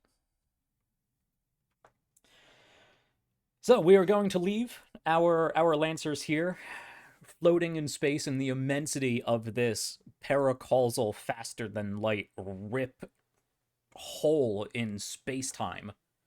And we will see what is on the other side, because nobody really exactly knows. There's an observation array somewhere out there on the other side of this. But that's all we know.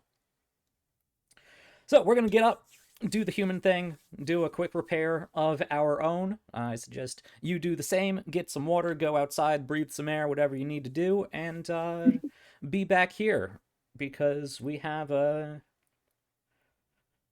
we have some strange stories to corroborate with whatever the Commodore has been telling the commander. Enjoy some music and some flashing lights, but folks, we'll be back in about 10-ish minutes or so.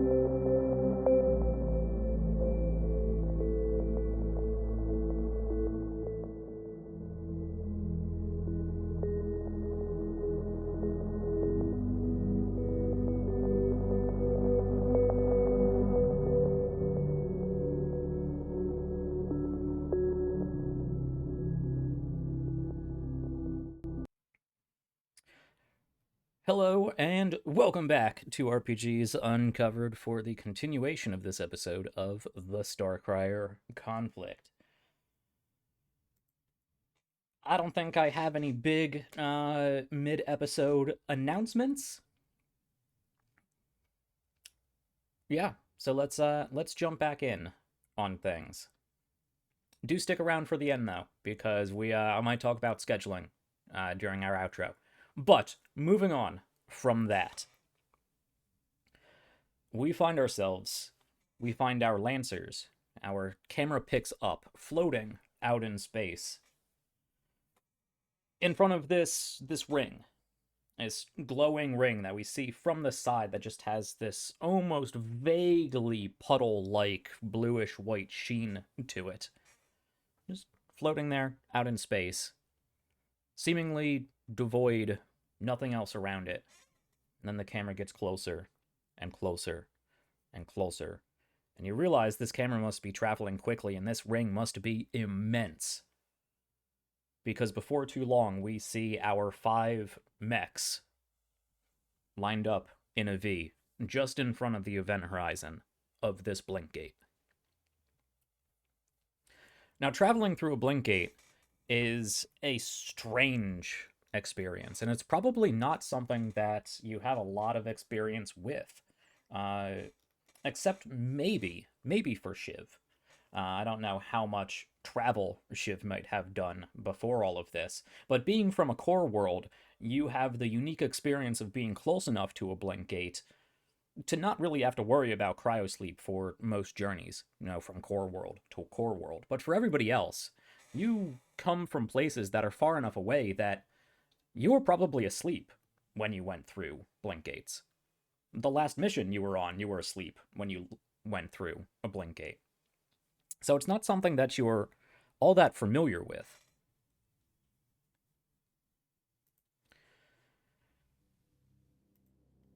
But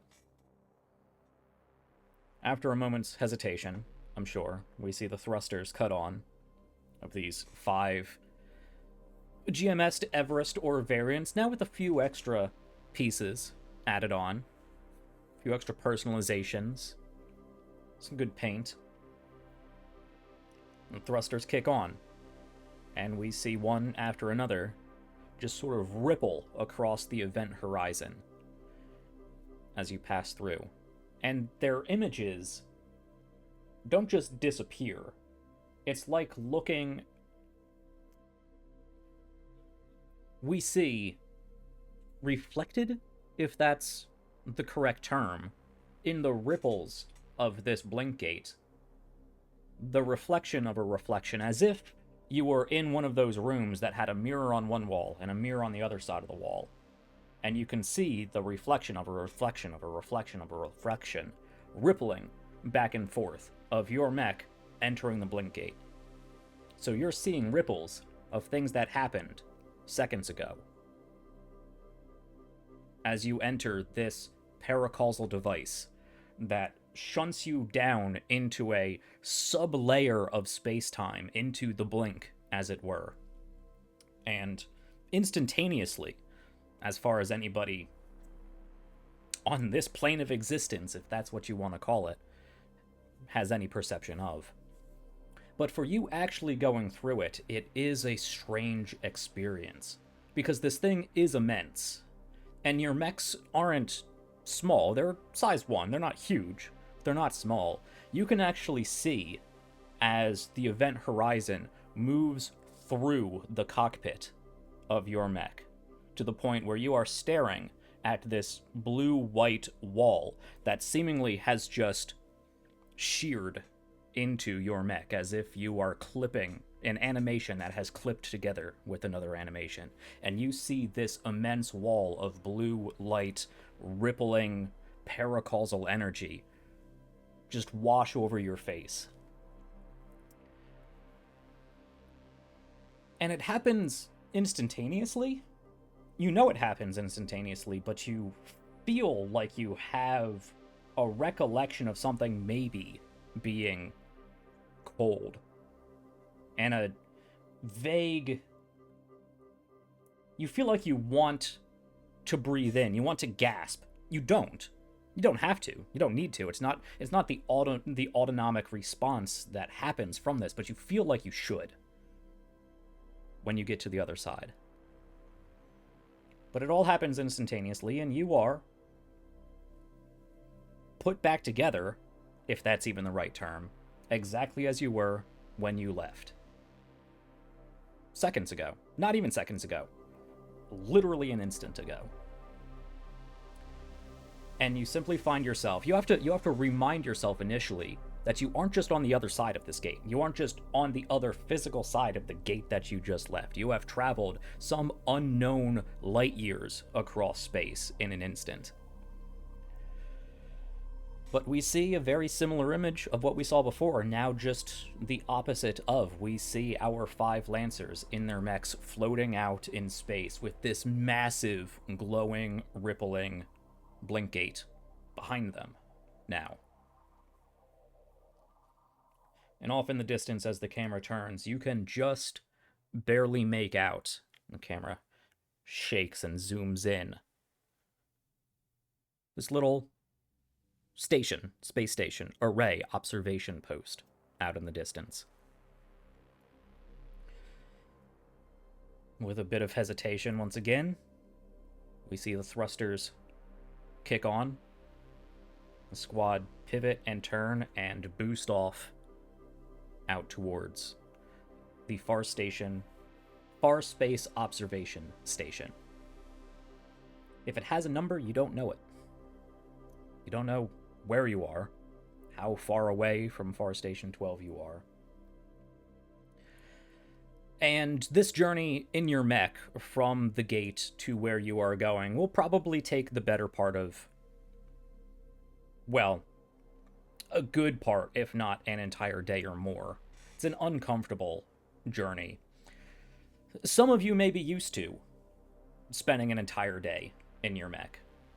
Blacksmith, being a mercenary, you've probably just kicked back your feet up on the dash, out in space, just on patrol or blasting from one zone to another. You may be more or less familiar with spending 20, 24, 30 hours in your cockpit at a time. Maybe Tavik, or some like endurance training drills or whatnot. But the rest of you, I don't know. I'll leave that to you. But you do have to spend the next, we'll call it, 31 hours. Just continual boost towards this station, which in the grand scheme of things, in cosmological distances, is minute. You were right there, for the most part. A day's travel, and you're not traveling near light.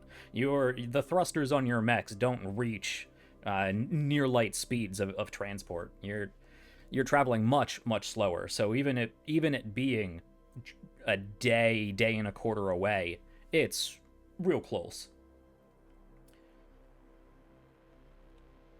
But far enough away that you have to crack open the rations, probably fall asleep in the chair, try to stretch as much as you can in these cockpits. But eventually, this station does slowly begin to approach. And I will bring you guys over to this new establishing shot. Not a map, establishing shot. And switch over to that overlay on Foundry for everybody. Where is that? We need... If I could, like, while we're going, just because, like, I'm used to this kind of long haul. I'm just gonna go on like our comms. And anybody got music requests? I still got the speaker set up. Oh, are you DJing? Yeah. I mean, unless you have music that you can play in yours. I do not. Can you play the Either- latest album by the Apes? Yeah, I got the apes. Yes. Look, Annoying. any other requests? Because I'm gonna tell you right now, I got lots of options. We got rock, hard rock, and some weird shit. These are terrible options. Now, when you said a lot of options, you meant you have 4. Yeah, Okay. but Technically, he but was hear me three, out. Hear technically me out two. though. The playlist is 15 hours long. Is that supposed to be better? Seems like worse news. You only gotta Depends if listen you to have it the same twice. taste. Okay. You got any country in there? I Oh, think I might have some. That I classify that in the weird shit category. Weird shit. What? Weird shit. Also, You're lucky. have Okay. you ever heard? When we're- Here's the thing: have you ever heard of psychedelic rap? What? You're about to. And Oh, I'm just gonna turn no. on. I'm literally just gonna start blasting it over the speakers. And we hear the first few notes of this blare through as we not smash cut, but quickly spin our camera along the flashing stars of the distance. And by the time it stops spinning, it comes back around and slows to our 5 mechs floating out in space, now not terribly far from this far space observation array.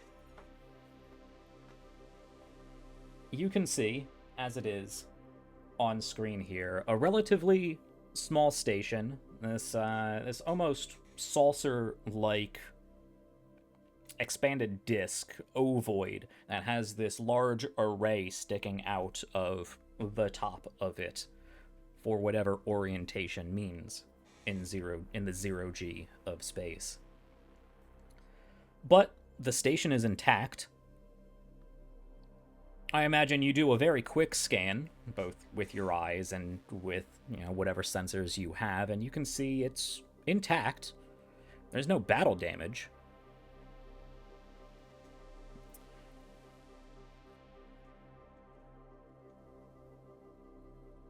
But I'll let you all take over from here. The station is intact. You don't see any battle damage, and you are floating out really just in front of it.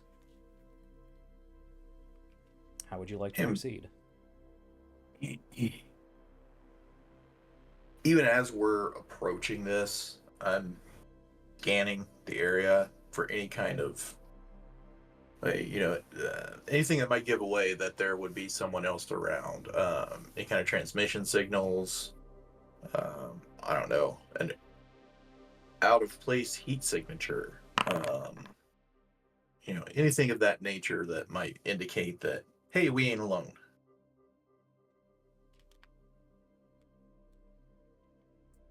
This will be a weird roll for Lancer. I'm not doing things by the book here. Just give me a D100. Okay. So just in Foundry, right at the bottom of the, I'm sure you know what you're looking for, right at the bottom of the display there. 97. Okay. Let's go. You do pick up, actually. You probably weren't the only one with the foresight to continually scan on approach. But you're actively looking, and it just so happens that, and of course, space is big. That's the comical sci-fi tagline you have to squeeze into every franchise. Space is big, yeah, no duh. But you can only cover so much of an area with your active scans. But it just so happens that you were in the right place, looking in the right direction at the right time to notice there's a body just slowly drifting out into nothingness. I'll slow down. And hey, you are. I got something over here. Since you said you were looking at this on approach, we'll rewind a bit. Actually, you are still well far from the station when you pick this up. Pretty far out. Y'all seeing this? what is that? Yeah. Looks like looks like somebody's dead body. You can zoom closer. Floating out It here. looks like a naked person floating through space. Does it look like And they done have any lost their drawers. physical like wounds on them? Are they wounded at all? You can get close enough to do a rudimentary scan. Sure, I'm not going to make you roll for this. You can see there are minor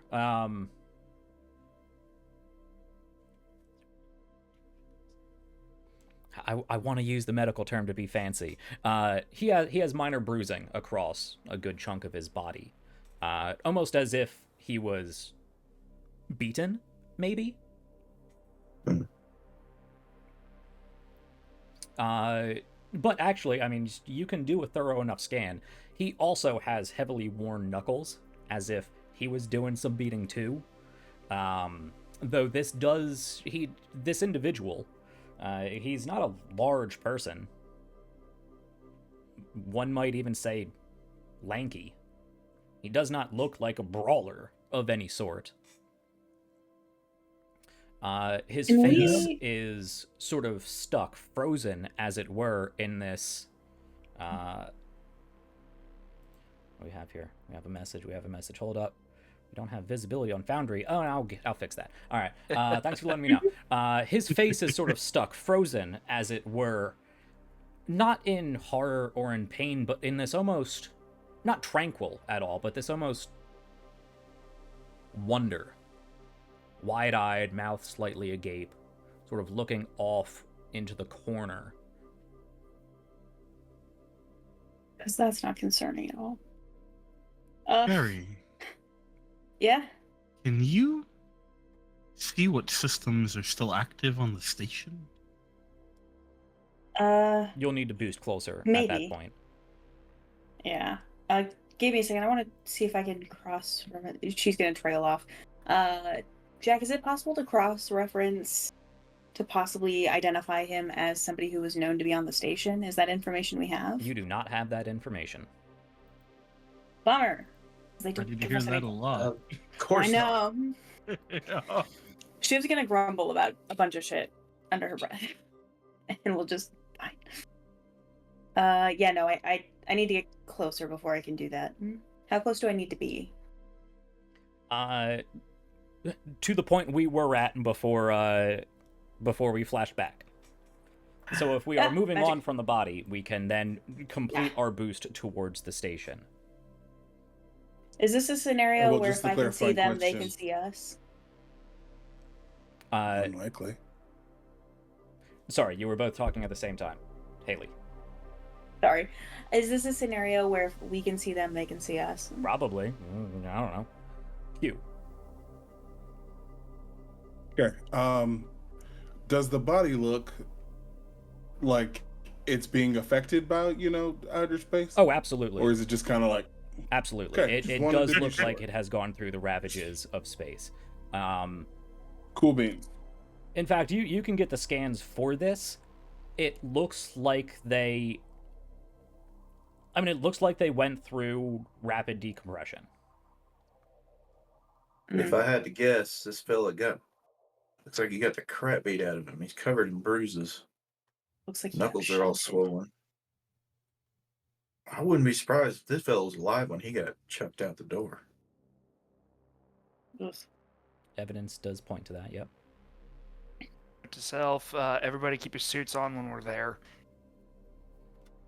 Yeah, he might have some kind of breach for decompression or something.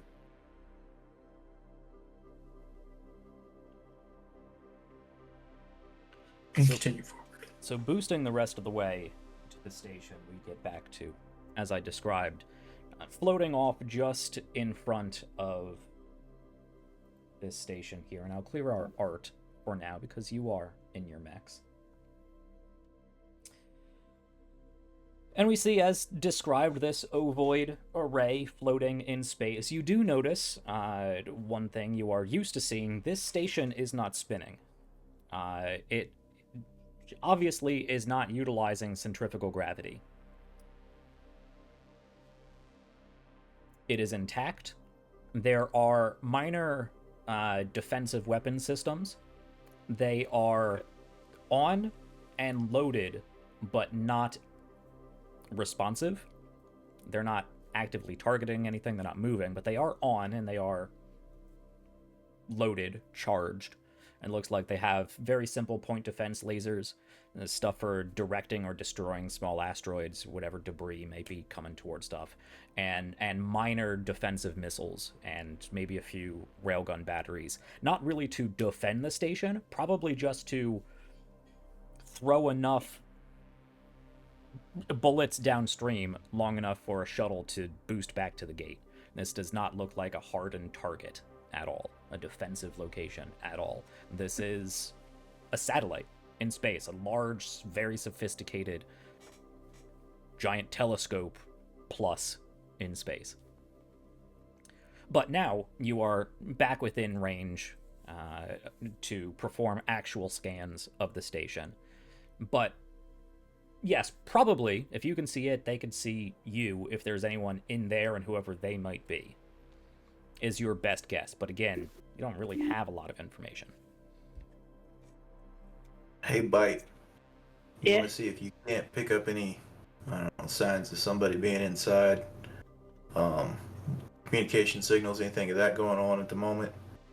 I'm going to scan this exterior, see if I find damage or whatnot. Yeah, the rest of y'all keep an eye out. Sounds like a plan. Sure. You got it. So I'm looking interior, you're looking exterior. Yeah, Lion, you're muted. It might be worth trying to ensure we can secure the perimeter as well, in case something's hiding on the other end. Space is so big that you can pretty much do that on approach. Cool. There's nothing hiding on the other That's side of the fair, station. yeah. I mean, it's good to point out in sci-fi, hiding behind the moon is a nice trope, but this station's not that big. Okay. I like the idea. Love the Hide idea, them. but hydrate check as well. Thank you, Miss Moon. I'm gonna just drink. So, Good, you get more. It's a big bottle. You can thank her later. Hydrate before you dehydrate. so exterior solitaire. Are you looking for anything in particular? Specifically looking for any kind of damage that might be compromising for the interior. Hull breach, open airlocks, some any kind of damage that looks like it would have come from the outside, whether it be weapons fire, asteroid strike, All right. random collision with the Jetsons, I don't know. Yeah, you can direct your active scans, and likewise, I assume all of you are sort of doing the protons around the electrons thing, doing your random orbits, flying around the station, getting all your scans in. It's really not large. You're used to Far Station 12, which is not the largest station by any means, but large enough to have a sizable population. This station probably had a couple dozen people on it. That's how small it is. This is like the next step up and 12,000 years more sophisticated than the International Space Station. It's a tiny little thing in comparison. But yes, Solitaire, you can fly around, do your active scans. You don't see any sign of external damage. There is, however, an open airlock. The airlock is open on the exterior side, but it is closed on the interior side. But it is sealed inside. Okay. Yes. That's I'm the not seeing- only noticeable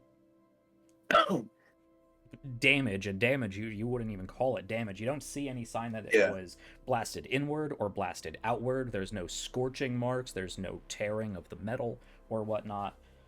You do see, of course, if you get real deep scans, you can see like micro fractures and little indentations of normal space junk flying into the station. But that's all. Yeah, nothing. Place looks intact from the outside. Let me No, I'll give it to you. There's no reason not to. You do see, however, that the actual observation array, the actual mechanism of the telescope and the array, has been physically disconnected from the station. And I don't mean it's free floating out in space, but you do get that tiniest little bit of an air gap between it. It looks like it was just unbolted. It wasn't jettisoned. It was just disconnected and just allowed to just drift that, inch or two in however long it has been. I got an airlock on the other side here. Looks like it was. It looks like someone came out of it and left the exterior door open. Interior sealed though. Also weird that looks Okay, like this the is spooky as shit, right? well, Yeah. it gets a little bit weirder too. You see the assembly there on the up near that bubble looking thing. Pretty sure that's the actual observation assembly, and it's not connected. How would What? that be disconnected? Oh, looks like someone came and stripped the bolts and just let it hang. What would it take to accomplish that? I mean, I don't know precisely exactly how they have things set up here, but most likely it's probably held on with some pretty heavy duty rivets and bolts and the like. And I would think it would probably also have some sealant, like some, to make sure that it was tightly sealed against anything, debris or anything that might get in and could possibly damage it. But But what would that I mean, accomplish? Is there any reason well, to do that on purpose as people on the station? only if they had to do some kind of maintenance, I would think. But they wouldn't just leave it. I mean, as Maybe it they stands got- right now, I mean, it's not doing nothing. Yeah, so all Maybe they got the interrupted. For lack of a better word, giant space screws have been unscrewed. The clamps that hold it together have been unclamped. And you can even see, I mean, there would need to be wires and cables connecting the array to, the interior of the station, all the computing and recording and whatnot. Those have been physically cut. Like, you can even get your scans close enough and deep enough to see that they have been cut. Like, cut. Well, not like scissors cut, probably like laser scalpel cut, or like, not scalpel, but, laser blade cut. Yeah. No, that's purposeful damage. Okay, do we even attempt to hail, or do we just break in? Let me figure out who's on board. You got it. All right, that's what I'm doing. So, Shiv, This has Bite, gone so well in the past. Yeah. you're receiving no signals from this station. None. None. There are no external communications happening from this station. That's Which, super weird, right? I mean, not necessarily. It's very likely that they only send information out in OmniNet packages to correspond. Well, actually, you don't even need to send them through the gate. I'm thinking Stargate. But they probably only send out regular OmniNet data packages. Other than that, there's really nobody out here for them to communicate. Is there a buzz inside the building?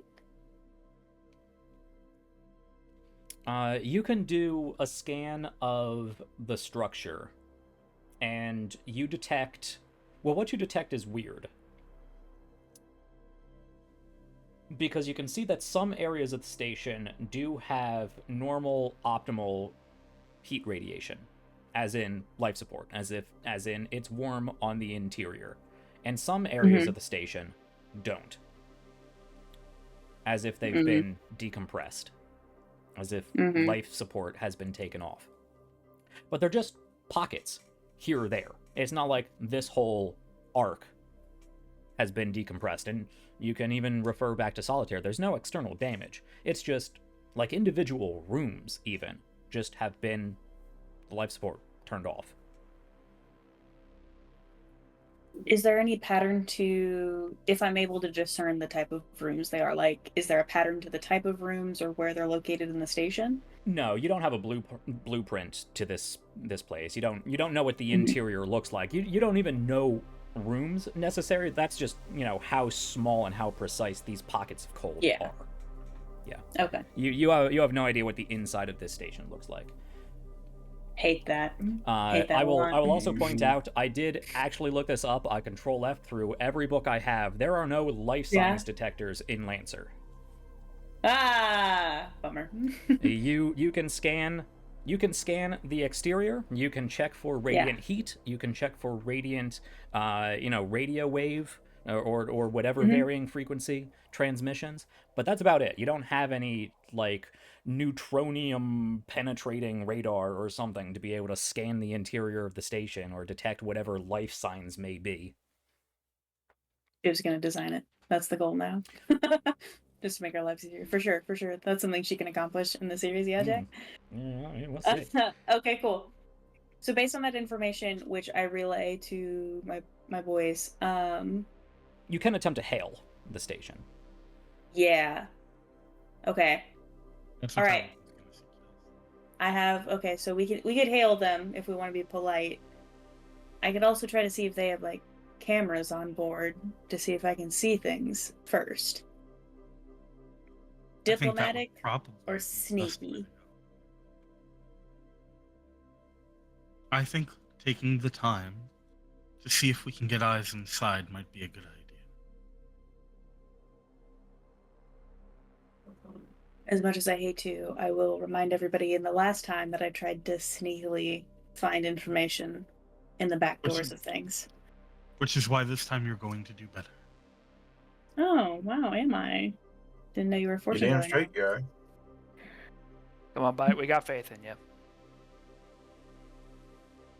All right, here we go. Okay. So, as far as you can Feeling tell, warm and fuzzy. as far as your scans show, the comm array here, communications platform here, is fully intact. It's not doing anything. It's not sending any signals, but you can send signals to it, and that's enough of a back door to try to get into very rudimentary control of this, presumably. So I want to see their Slack messages. I mean, that's probably on personal data pads, but you might be able to get camera access. Face Tinder? So that would be very awkward with like 28 With 12 people. Yeah. And 11 you know of what them happens. Yeah. Whoa! Everybody knows everybody's business. Yep. Anyway. You swipe right on someone once and that's it for the rest of your life. They'll never forget it. Yeah. So, Not hard to Shiv, figure out. go ahead and make me a hacking check. But I'm not going to make this risky because it's not really risky, but I am going to add...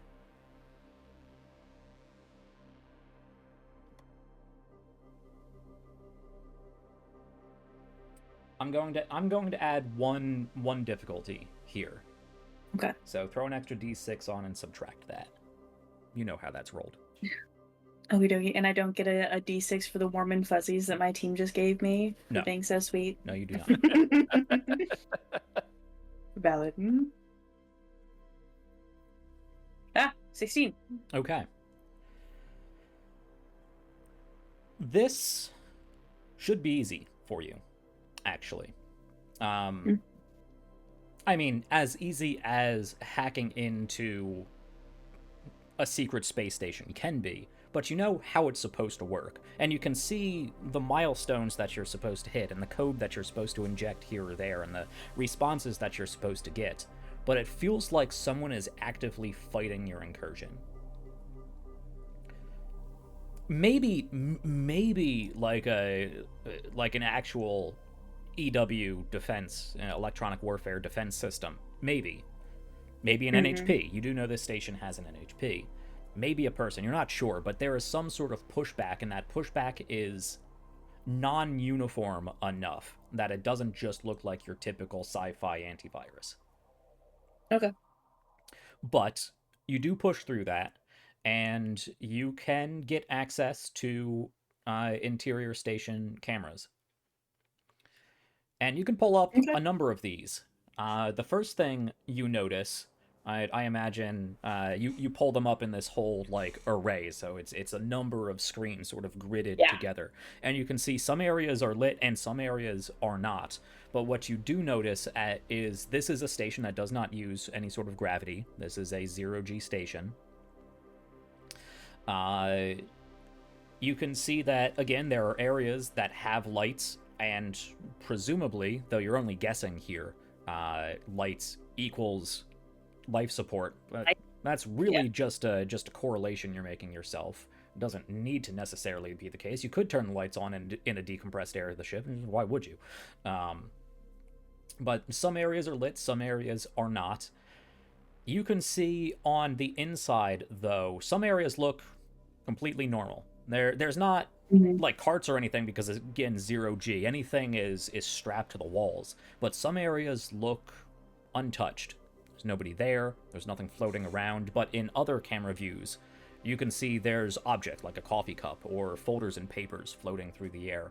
You do see in a few of these cameras there are people just floating, listing there in the corridor or in whatever room. Some of the cameras, actually a good number of the cameras, are just, I don't want to say static, they're just zero connection. Blank. Yeah, just blank. Yeah. No feed.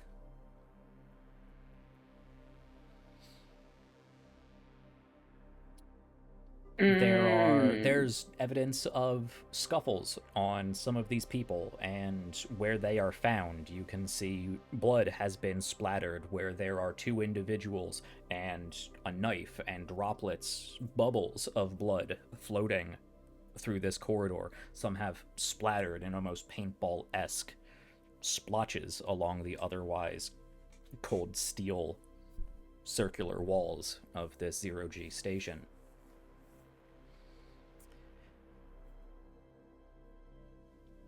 You are, however, only picking up camera feeds of corridors. You're not seeing any actual rooms in here. You suspect those are the no-feed blank screens. Gotcha. Or maybe they don't have cameras.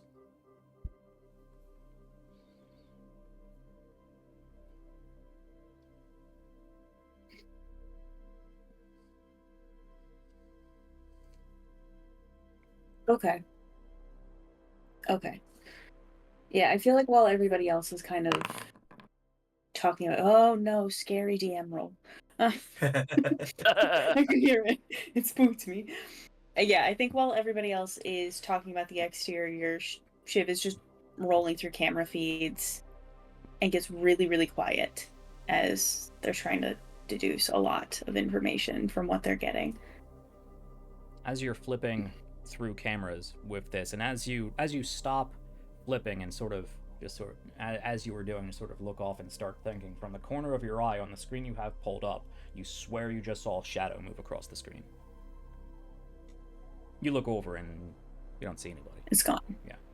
If it was there, it's not there anymore. Am I clever enough to try to track where it went on the cameras? They don't line up, overlapping Mm-hmm. camera views or anything. You're not even certain that you saw it or even what direction it may be moving. It's just, if your screen is over here and you're, pondering the corner of the room over here, you just vaguely see there may have been some sort of darkened movement over here. Okay.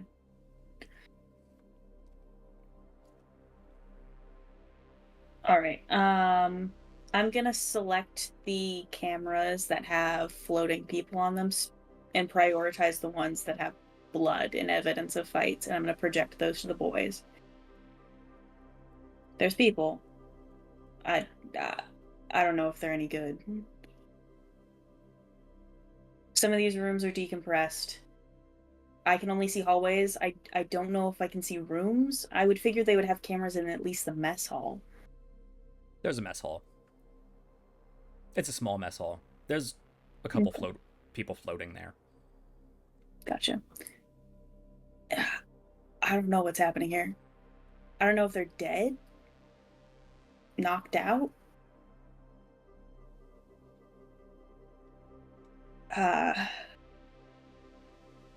You're muted, Q. Are the floaters in areas where there's life support? I don't know. You don't have any means of determining life support, but that is good to bring up. There are people floating in areas that are lit and also in areas that are not lit. Take your pick. Mixed. As far as I can reasonably deduce. I know we're all like kind of spooked right now, so I hate to be that guy. I'm not like superstitious or anything. But I swear I saw something weird moving on one of these cameras. Okay. Any further details on that? Could it have been a survivor? Maybe? I don't know. I barely saw it. But what I do know is that something was fighting me getting in. That could have been in the NHP. It could have been maybe a person. It didn't seem autonomous, though. Not non-autonomous. Words. Let's see. Hey, Have you? Kitsune, Yes, Solitaire. do you think you can try to make contact with the station NHP? Yes, I can attempt to hail the local station NHP. Stand by. There's a pause. A pause longer than you expect from an NHP.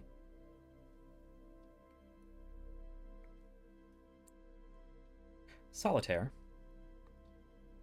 Yeah. I've been looking over some of the files you have in onboard computers and others I have access to in the station. Some of them include medical files. What does a headache feel like? Well, it can feel a few different ways. Pressure inside your head, or sometimes a very sharp pain. It can take many different forms. Why are you asking? I do not feel any of those sensations. I am not capable of feeling those sensations. But it is Right. reminiscent of a headache. Yeah. Contact not established, though contact possible. Let's hold off on that. Don't try to connect or make any kind of contact then. That doesn't sounds like something's wrong, possibly with the NHP or something with the systems. I don't know. But I don't want you taking any chances. The onboard NHP could be damaged, locked in some sort of security override, or it may have cascaded, or perhaps be in a cycling process. Insufficient data. Yeah, I agree. It sounds like it could be a lot of things. We just don't know. All right. Well, folks, I don't know that we're going to find much more information from out here. I think we're going to have to go on walkabout. Good to me. Do we have any way of getting in safely? I got this airlock over here that we can come in through. Awesome. There is that Let's do airlock. Your mechs will not fit inside the station. Your Ooh. mechs do not have airlocks. You will have to EVA into the station. Mm-hmm. Hate that. Hate that a lot. Mm-hmm. Everybody, just remember to bring your equipment. Specifically, do not leave any weapons behind.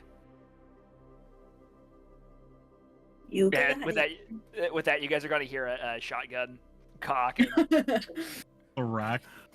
Yep, rack the shotgun, and I'm going to go ahead and strap my axe to my back, sling the shotgun over, kind of like in a almost like cross sheath, and then I'm just going to go ahead and depart and kick my way in. When we get inside, go in hot. Keep yourself armed. Stay together.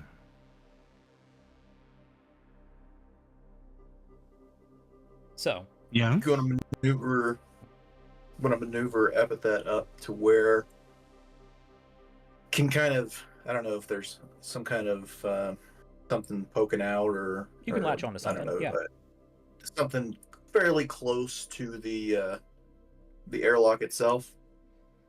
All right, Kitsune, keep watch while we're in there. Let us know if anything weird happens out here, or if you pick up anything weird, I'm gonna go make sure to see what happened to this place. I believe I have a better understanding this time. However, could you set further parameters for weird? Anything out of the ordinary. Any if anybody else shows up, any natural or semi-natural threat arises, like I don't know, asteroid, meteorites, that sort of thing, solar flare, anything that could pose a threat to us or you or any of the other. I will make you machine- aware of any unexpected contacts. I appreciate it. Thank you much.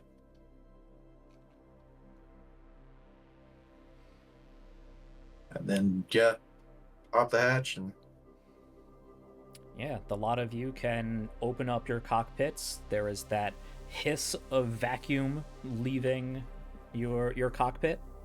Let me ask Q specifically, are you wearing your new fancy Chozo suit? Samus Aran cosplay. Chozo Right, All right.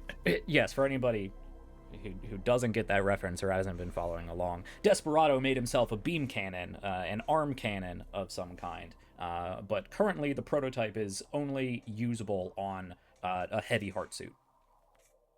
we'll start calling him Mega Man. There you go. That's another good. Yeah, Mhm. that's another good one. As everyone does this, there's a moment of very familiar, sort of heavy breathing. And there's a shot of Tavik and him sort of trying to still himself, and flashes across the screen of that nightmare that we saw in the first episode. And then there's a soft muttering. I think it's just quiet enough that it can't be discerned what's being said. And then after that, he'll eject.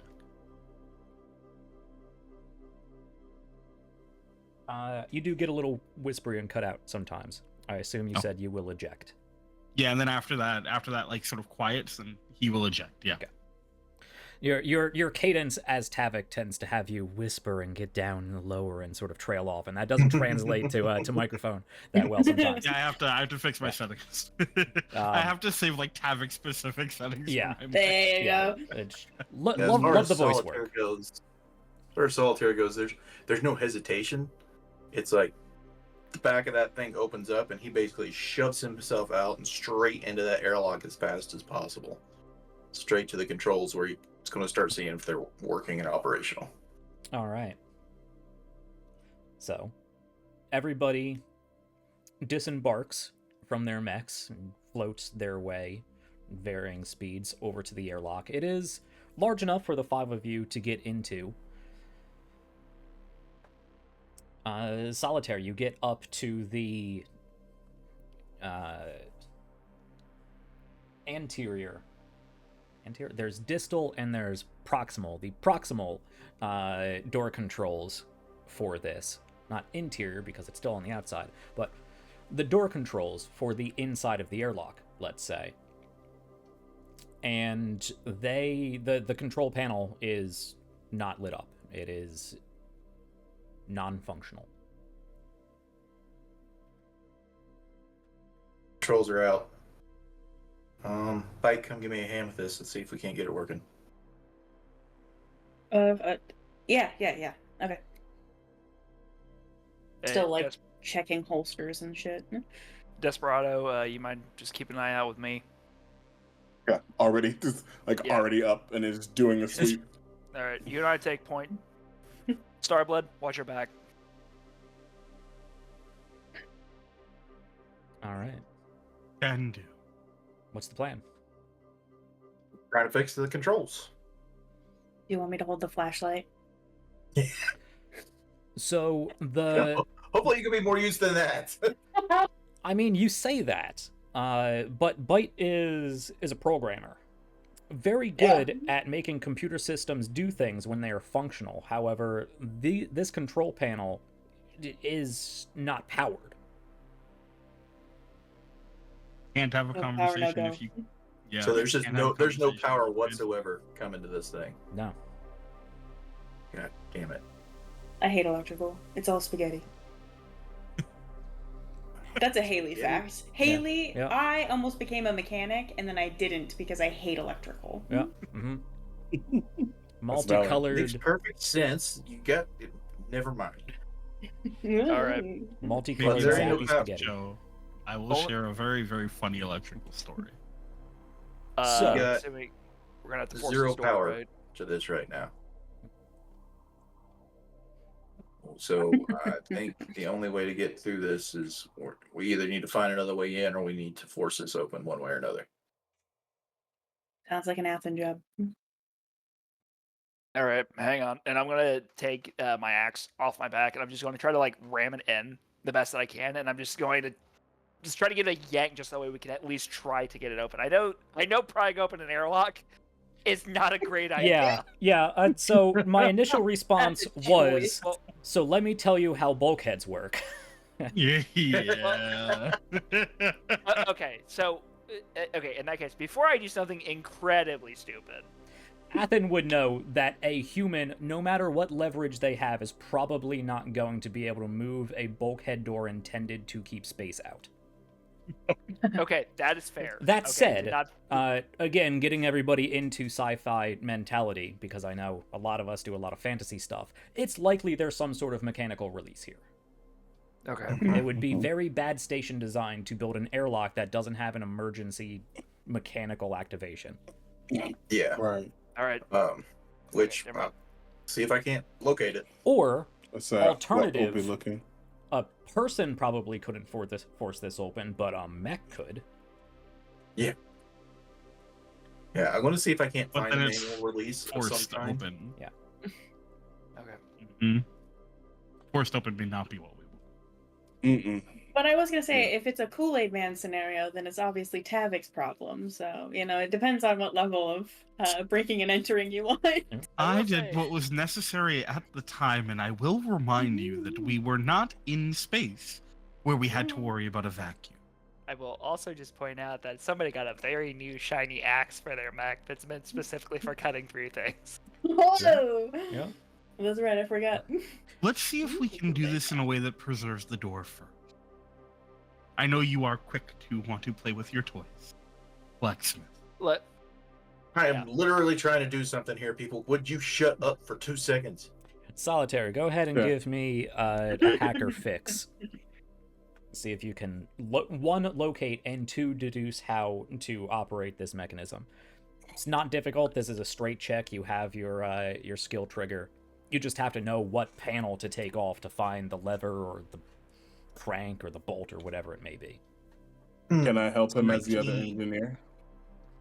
Oh, never mind. You got it. Yeah, it was not a difficult check. I assume both of you, Solitaire's taken these two walls and you're taking the other two walls.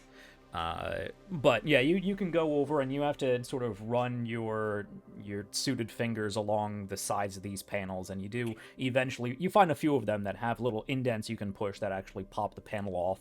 Some of them open up into wiring, some of them open up into the actual airlock atmosphere exchanger system.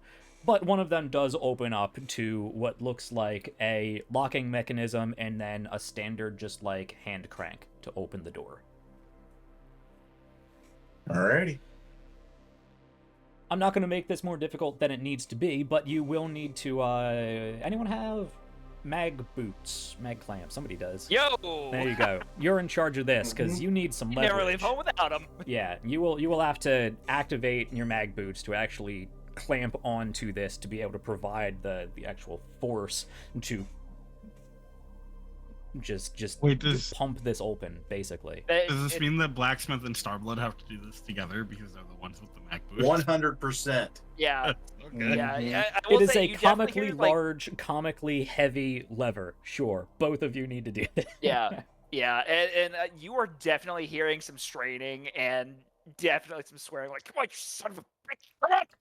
There is none of that from Tav. All right. Oh, see, I'm talking to Tavik. He does not respond. Tavik is very Oh, focused on getting this done.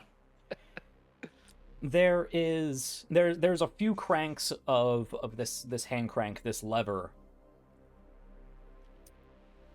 before the three of you who are not magnetized to the station, you are quickly ejected out of the airlock as atmosphere begins rapidly rushing through the now expanding slit between these two airlock doors, and you are thrown back out into space. Could I potentially try to catch someone? You are busy struggling Yeah, with this that's- comically large lever. Yeah, that's fair. Since you asked Okay. for a heavy comically large you're lever. Yep. Yeah, you're right. Is there anywhere in here that would be possible to sort of hunker down, maybe not with mag boots, but like avoid the main gust or something? Well, let me pull up a character sheet here, because I'm quite used to the mech sheets, and I know you have various stats for that. But yeah, pilot tactical. You also have hull agility systems engineering. You three can go ahead and make me an agility check to see if you are quick enough to grab onto something in this airlock before being jettisoned out. Now, you guys do have, like, maneuverable thrusters. You're not going to be that guy out in the distance floating. But this is going to shoot you away. Right. You're going to have to, reform yourself, get yourself back there. An agility check? Agility check. Yep.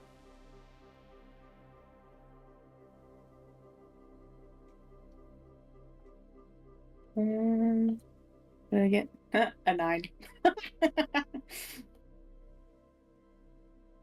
If I got 15. all right. Q, you have not rolled yet. There you go. All right. Never mind. August, I will say.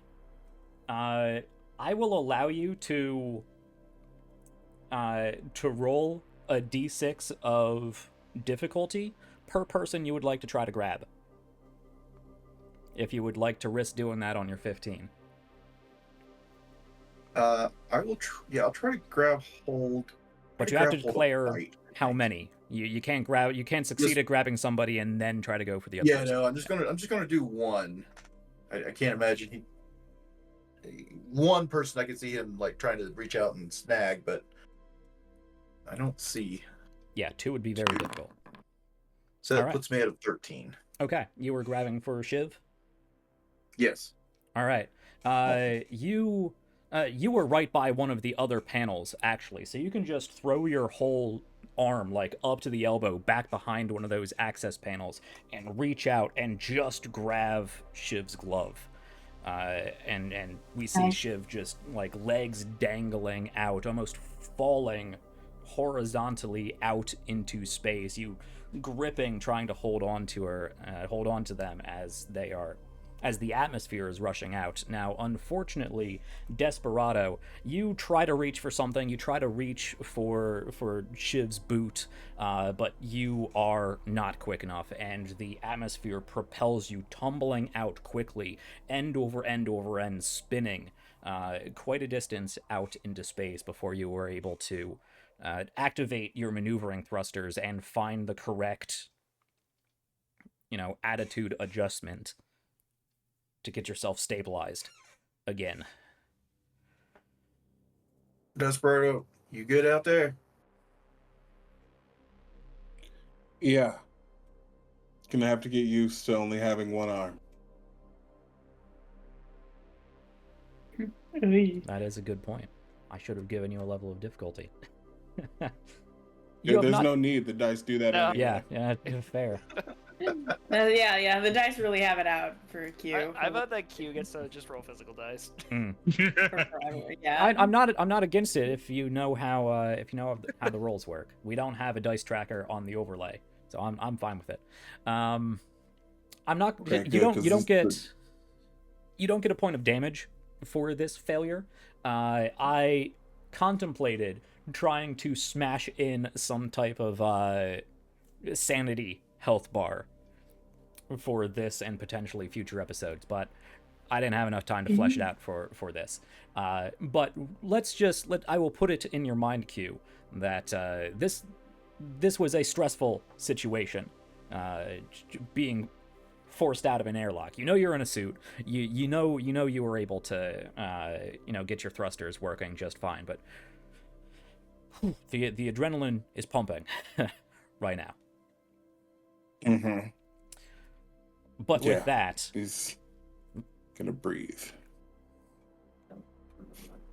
Okay. it takes you a little bit of time to maneuvering thruster your way back to the station. In the meantime, the door has been cranked open enough for you to individually push yourselves through, unless you would like to really get this all the way open. But you now know that the interior of this hallway did have atmosphere and now does not.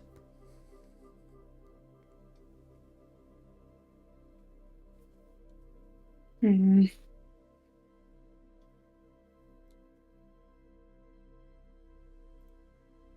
Okay. Any other bodies come out with us? No. There was a minor amount of debris, glove here or there, coffee cup, folders and papers, and Is the light on in here? the light is on. Yes. I think Tavik is going to push through. Sorry, that didn't pick up. I think Tavik is going to try and push through. Okay. You slide your way forward. Again, no gravity in here. You have your boots, so if you would like to, you can magnetize to whatever you choose to orient as the floor. I'm not going to magnetize because I'm also wearing a mobility hard suit, and I think I would prefer having full three-dimensional movement. All right, so you can float there.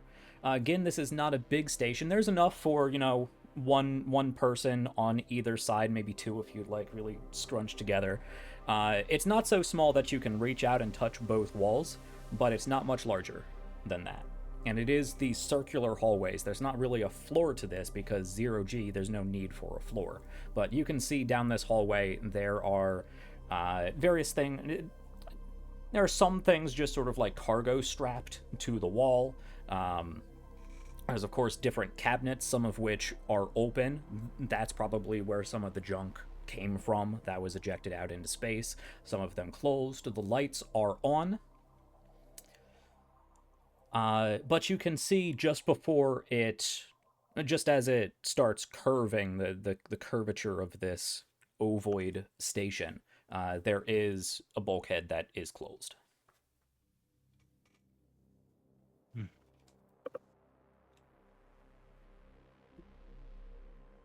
Hmm. Once we all get through this inner airlock and into the station proper, is there a manual close for this door? There is, yes. Okay. I would like to close it behind us. Okay. Desperado boosts back to the group. You can all get inside. Tavik?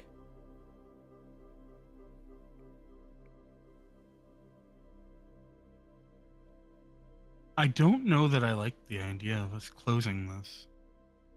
It was difficult enough to get it open, and if we need to make a quick escape, we won't be able to. You do see the controls on this side are powered. Oh, I take that back. Yes, we will close it. You actually 100%. don't even need a manual close, but you do find it weird that this side has power and the other side, that presumably should be, a continual unit that is just fixed between the wall, is not powered. That's weird. Yeah, it's super weird.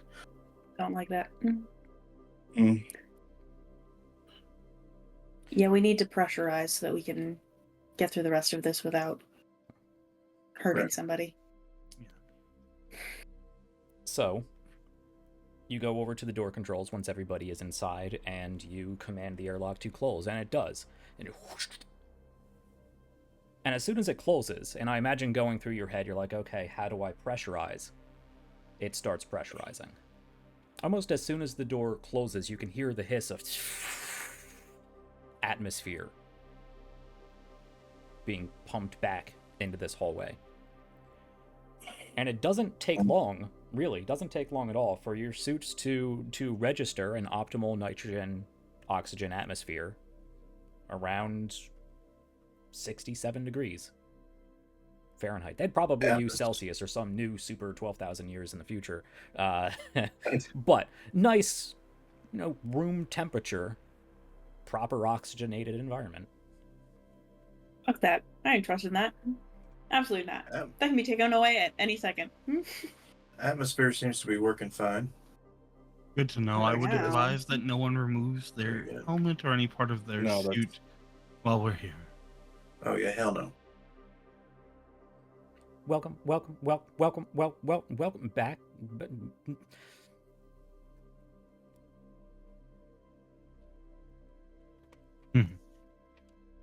Okay. So we all just heard that, right?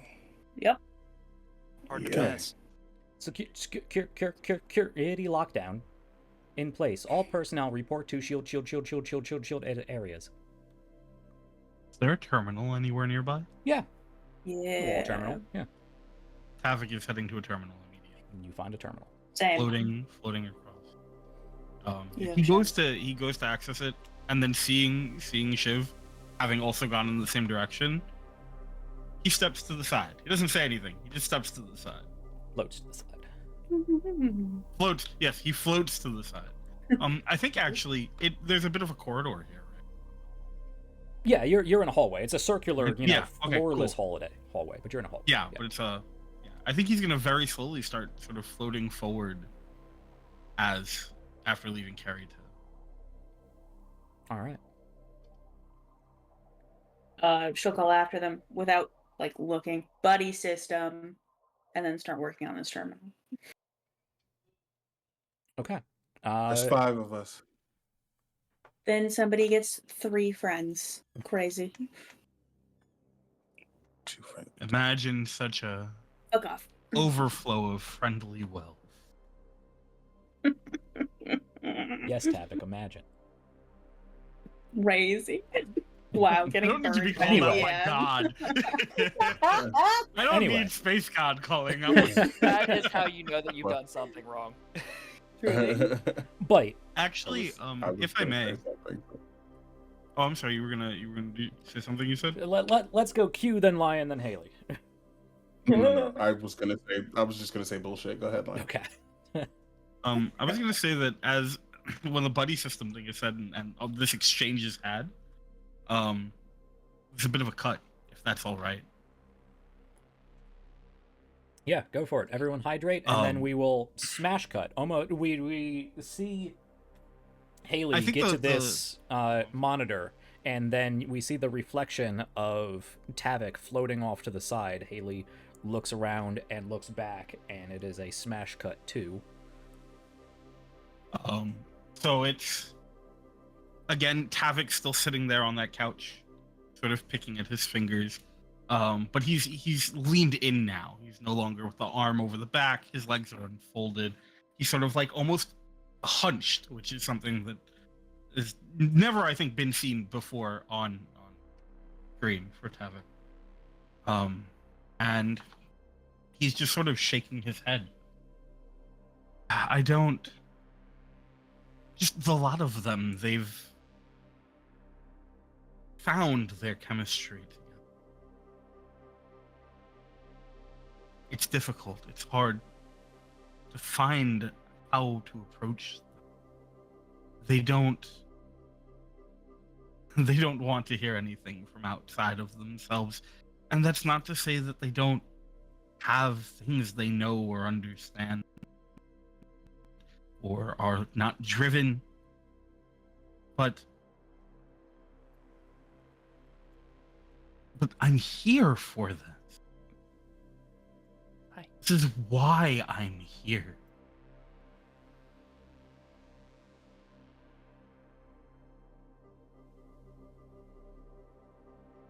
I've told them before that I won't let them die, and I mean that, but I feel that sometimes they don't want to make it easy. I've tried No, there's no way to try to communicate with them. And they're, I don't know. There's something there with them. And it's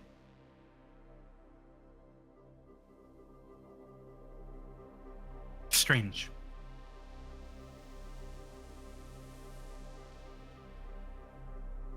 Back on Roshamra, I didn't have anything like that, but there was at least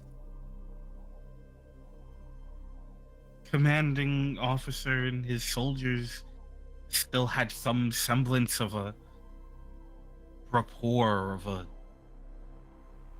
communication. Smart, agile, they're talented.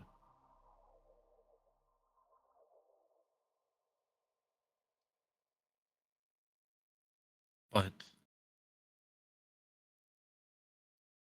just can't get them to listen.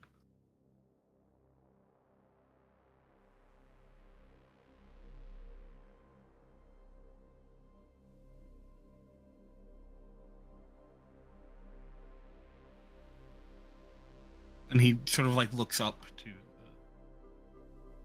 think, as so far the disembodied voice across from him. Sort of shakes his head.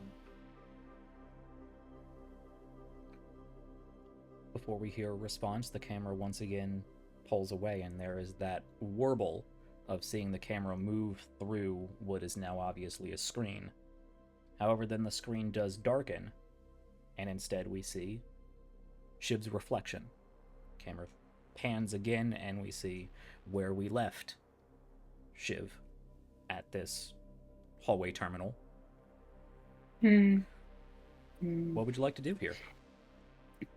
It is fully active. Okay. I would know, was that the sound of an NHP talking to me, or is that just ship systems kind of a thing? You would not know off the top of your head, but you may be able to inquire here.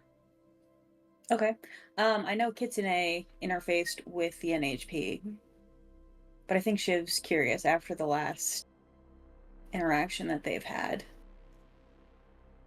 And it's going to try to poke at that, I think. Okay. Are you looking for something in particular, doing something in particular, or are you just typing hello into the wall? No, I'm trying to get...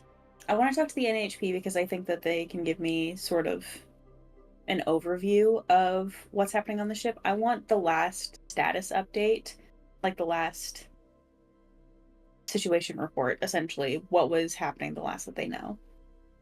Okay. See if there's a gap. Yeah, you can activate this wall terminal. And we do see it has a fairly standard, fairly blank desktop, as it were, and there's a few different command structures off to the side that you can expand. A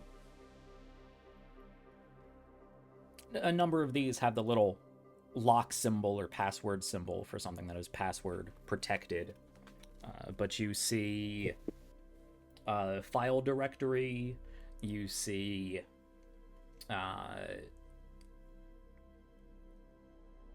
well, you can pull up a map of the station.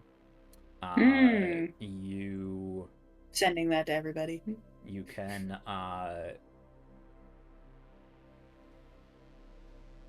there is a sort of like a news bulletin that has current time and status of the station's life support, news from throughout the day, different postings from various people, more of a message board really, since again, 20 something 30 something people here. But there is, down off to the side, there is a tab for Stacy. Stacy. Cute. Quickly, S-T-A, capital C, capital I. Cute. One, sending everybody a map, and then I'm also cross-referencing that map with the rooms that I saw didn't have life support when I was in my mech. And I will mark that for everybody. The map is fairly vague. It's not a Mm-hmm. blueprint by any means. It's fairly vague. It does not have... Well, you do see some rooms are labeled, and you do see some areas are not defined.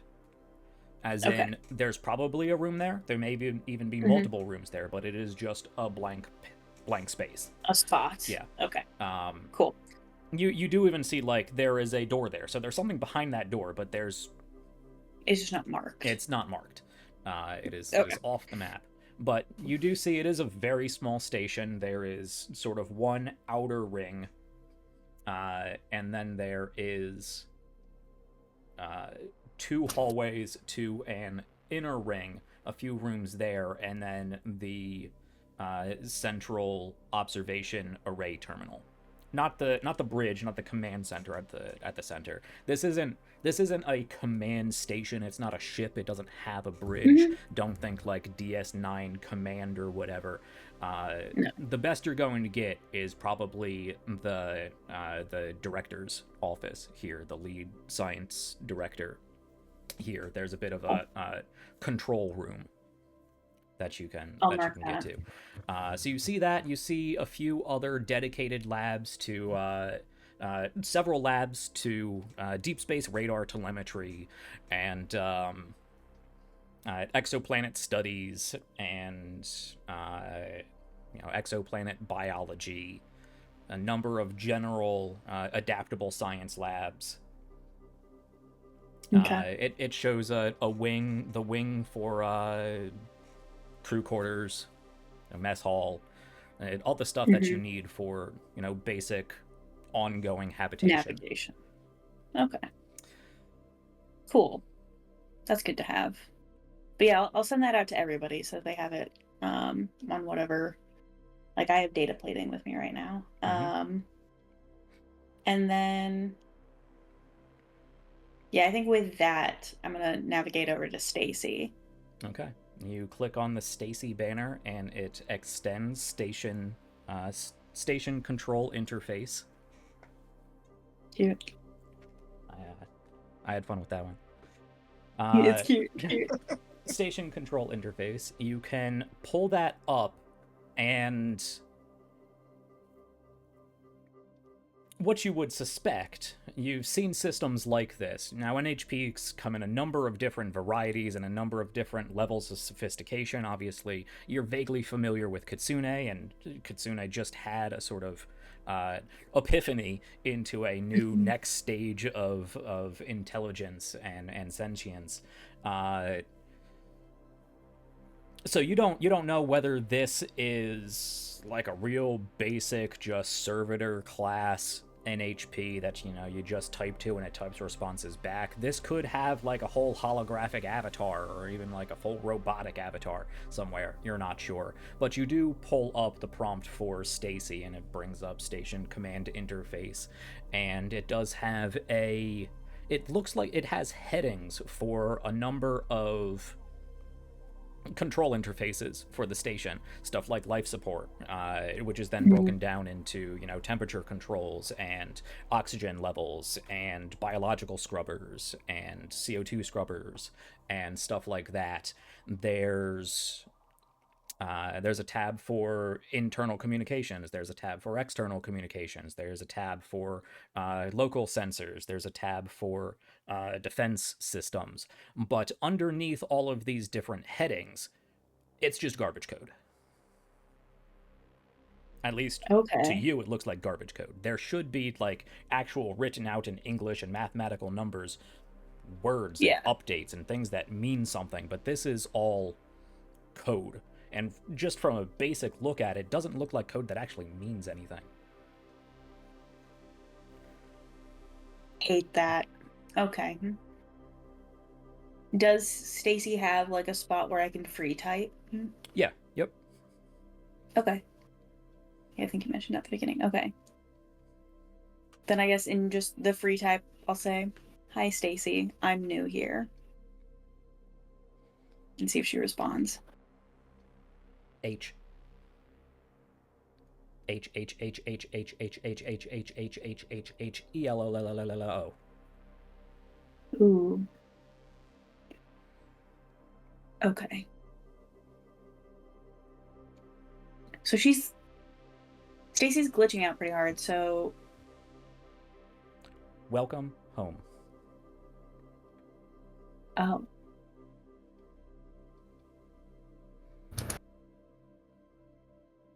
Okay. I'll call back to the others. The NHP doesn't know that we're not their people. Be careful with that thing. I don't know. Sean, I'm getting There's some something mad static from definitely- you. It's your AC. Bummer. Damn. Sorry, you got to sweat it out. I guess. Put up with the temperatures. Be careful interacting with that thing. There's definitely something very wrong with it. And if it's in Cascade, then there's no telling what it will do. Well, everything else in the help console is garbage code. It doesn't mean anything. Stacy's the only thing that's responsive as far as I can tell. Decontamination in process. And you hear a hiss. Oh no. Ooh. And you see radiators come on along the hallway. Ooh, I don't like the sound of that at all. We need to get out of this room. All right, We let's move. move. Fuck that. Okay. I've seen a lot of horror movies. You can quickly Haley push has yourself. seen Smart House. You can quickly push yourself away from this console and pull yourself along the wall down towards where Tavik was floating towards. It's not a long hallway at this point. This in fact really just looks like the chamber just inside the airlock, the airlock, the decon chamber, you may say. There's no other rooms that connect. It's not a thoroughfare location.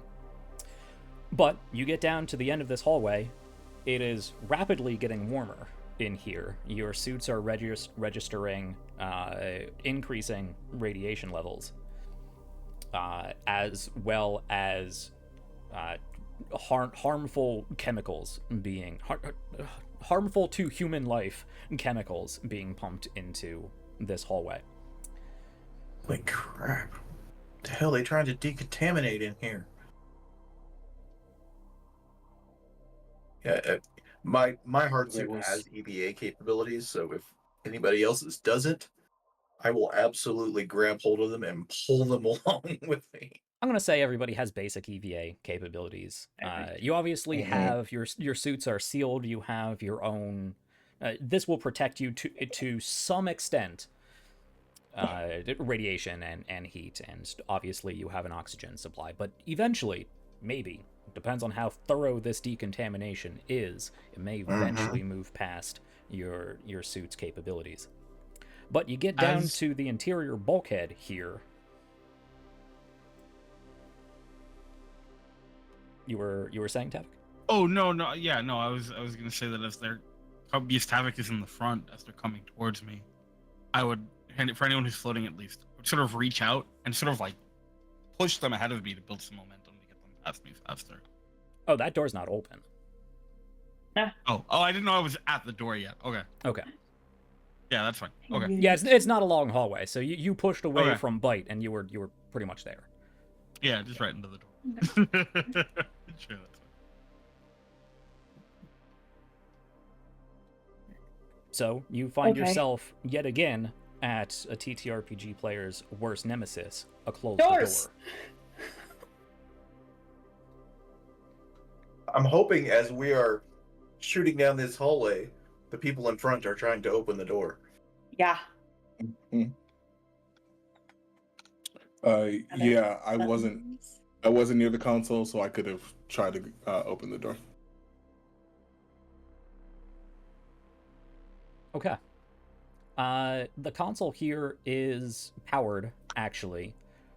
You go and hit the open door button, and over the intercom, you just hear garbage, garbage, garbage, garbage, garbage.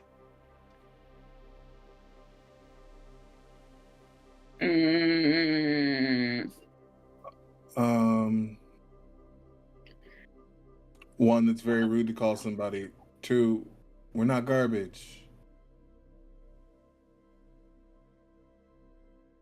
It's like the worst version of electrical, okay? All the wires are crossed. We're people and we're here to help.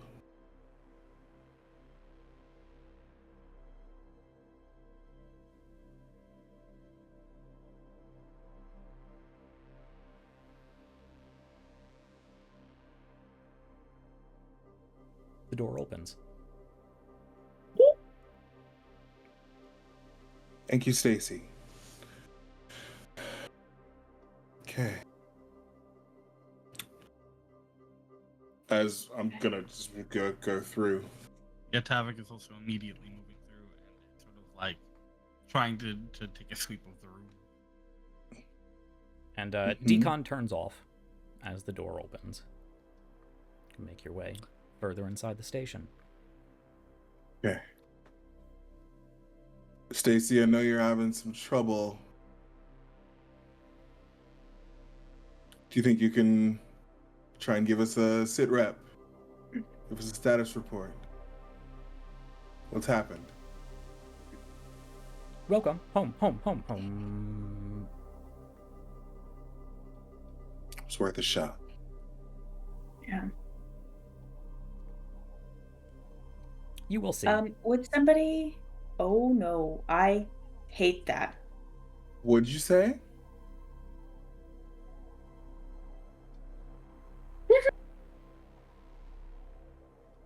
Jack? Yes, Q. What did she say? I don't know what you're talking about. Oh my god. Mhm. Hey, would somebody mind leashing Shiv to them to like towboat along while they do some things? I got you. Don't worry, I got you. And you literally just hear me just kind of like clomping like through the station. Like Amazing. if you're familiar with the Expanse, like I'm just picturing kind of like the mag boots that they have in that. It just like that, just clicking and thumping kind of thing, and I just literally just Amazing. grab you and just like literally like shotgun in one hand, like moving forward with you in the other. Amazing. Shiv's gonna like nose to the grindstone, is gonna go through that garbage code, and is gonna see if there's any method to the madness that's happening in it.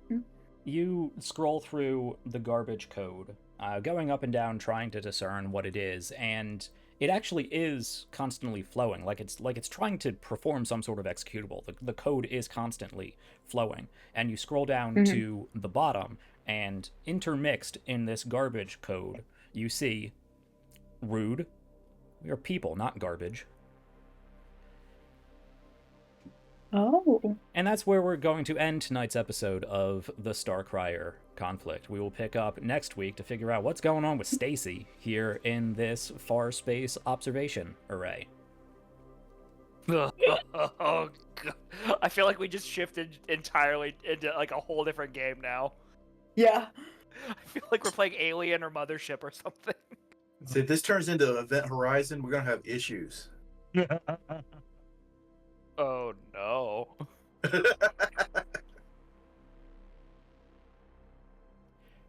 Jack looks way too pleased. So, I letting know. that sink in, I love a good hard cut. Unexpected hard cut. I love it. I love it. Rude. All right. Rude. So rude. Listen to your players' dialogue. They give you such good gifts. All right. Thank you for watching today's episode of the Starcrier Conflict. I will save announcements for after these lovely people tell you what they do and where to find them. But do stick around. We'll say thank you to our artist. I'll tell you about a really great sci-fi fantasy game in which I actually played a prototype version of this a few years ago and had so much fun doing it, I adapted it for the Starcrier conflict. Hey. So this is going to be a lot of fun for me. It always is, but this one in particular. So stay tuned stick around for that. Yeah, let me just throw it right back to you guys. What you guys got going on? Sean, you're up. Hi, everybody. Yeah. Hi, everybody. I'm Sean. You can find me on socials as RIZE. It's Rise. That's on Blue Sky. Or you can find me on Threads and Instagram as Raven Black Photography, where I post all the fun pictures I take of, whatever just happens to show up in front of my camera, whether it's a person, animal, place, or thing. As far as TTRPG stuff goes, let's see, what do we got going on this month? The 6th and 20th, both days I will be over on Nerds with Dice playing Iron Sworn. Should be finishing out that campaign.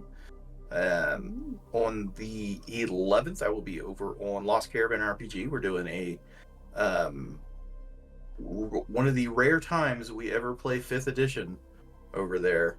I've been told this is some kind of murder mystery, so we will doing a whodunit in D&D style. Other than that, I'm just back here every Sunday. That's about all I've got going on this month.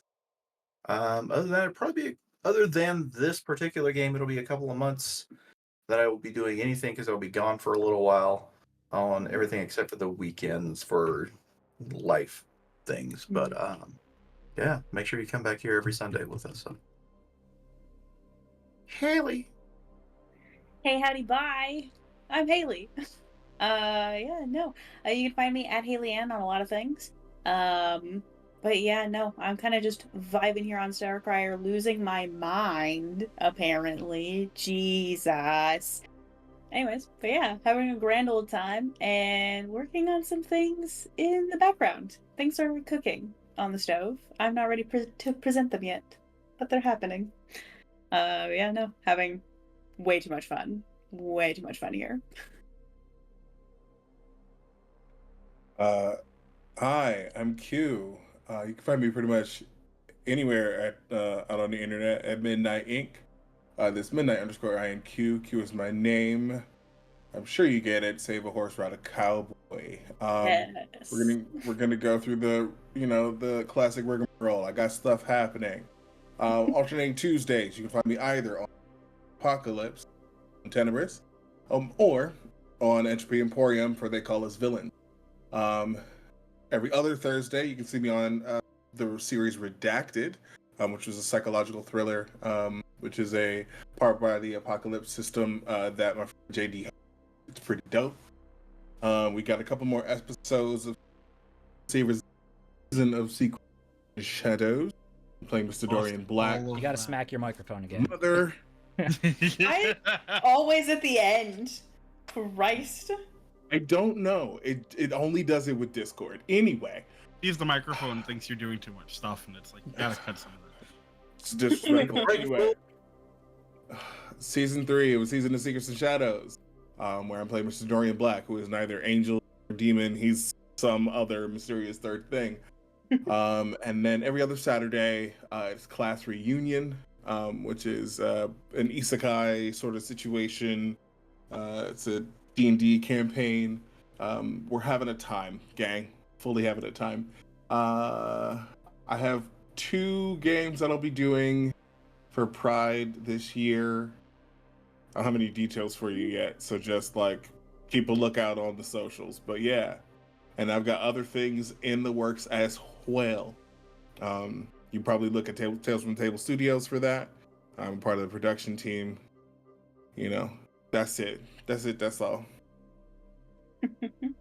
I'm not doing near that much.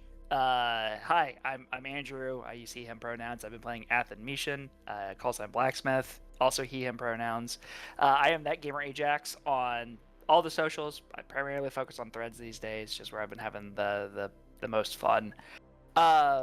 I run a YouTube channel where I try to offer tips, tricks. I've been kind of getting into, a little bit of humor, some memes, some stories, stuff like that. Do have a video coming out soon. The plan is to get it out this week. That is tips on running a one-shot and keeping it to one session, because we've all heard the stories about how that is very, very hard to do for people. Just this last week was very crazy, and it was very hard for me to like sit down and do some editing. But that will be coming out soon. And other than that, I might be running a game at some point over on Nerds with Dice. I'm not 100% sure. That'd probably be like late June though, if I remember correctly. I'll have to talk to my contact there and see what's going on.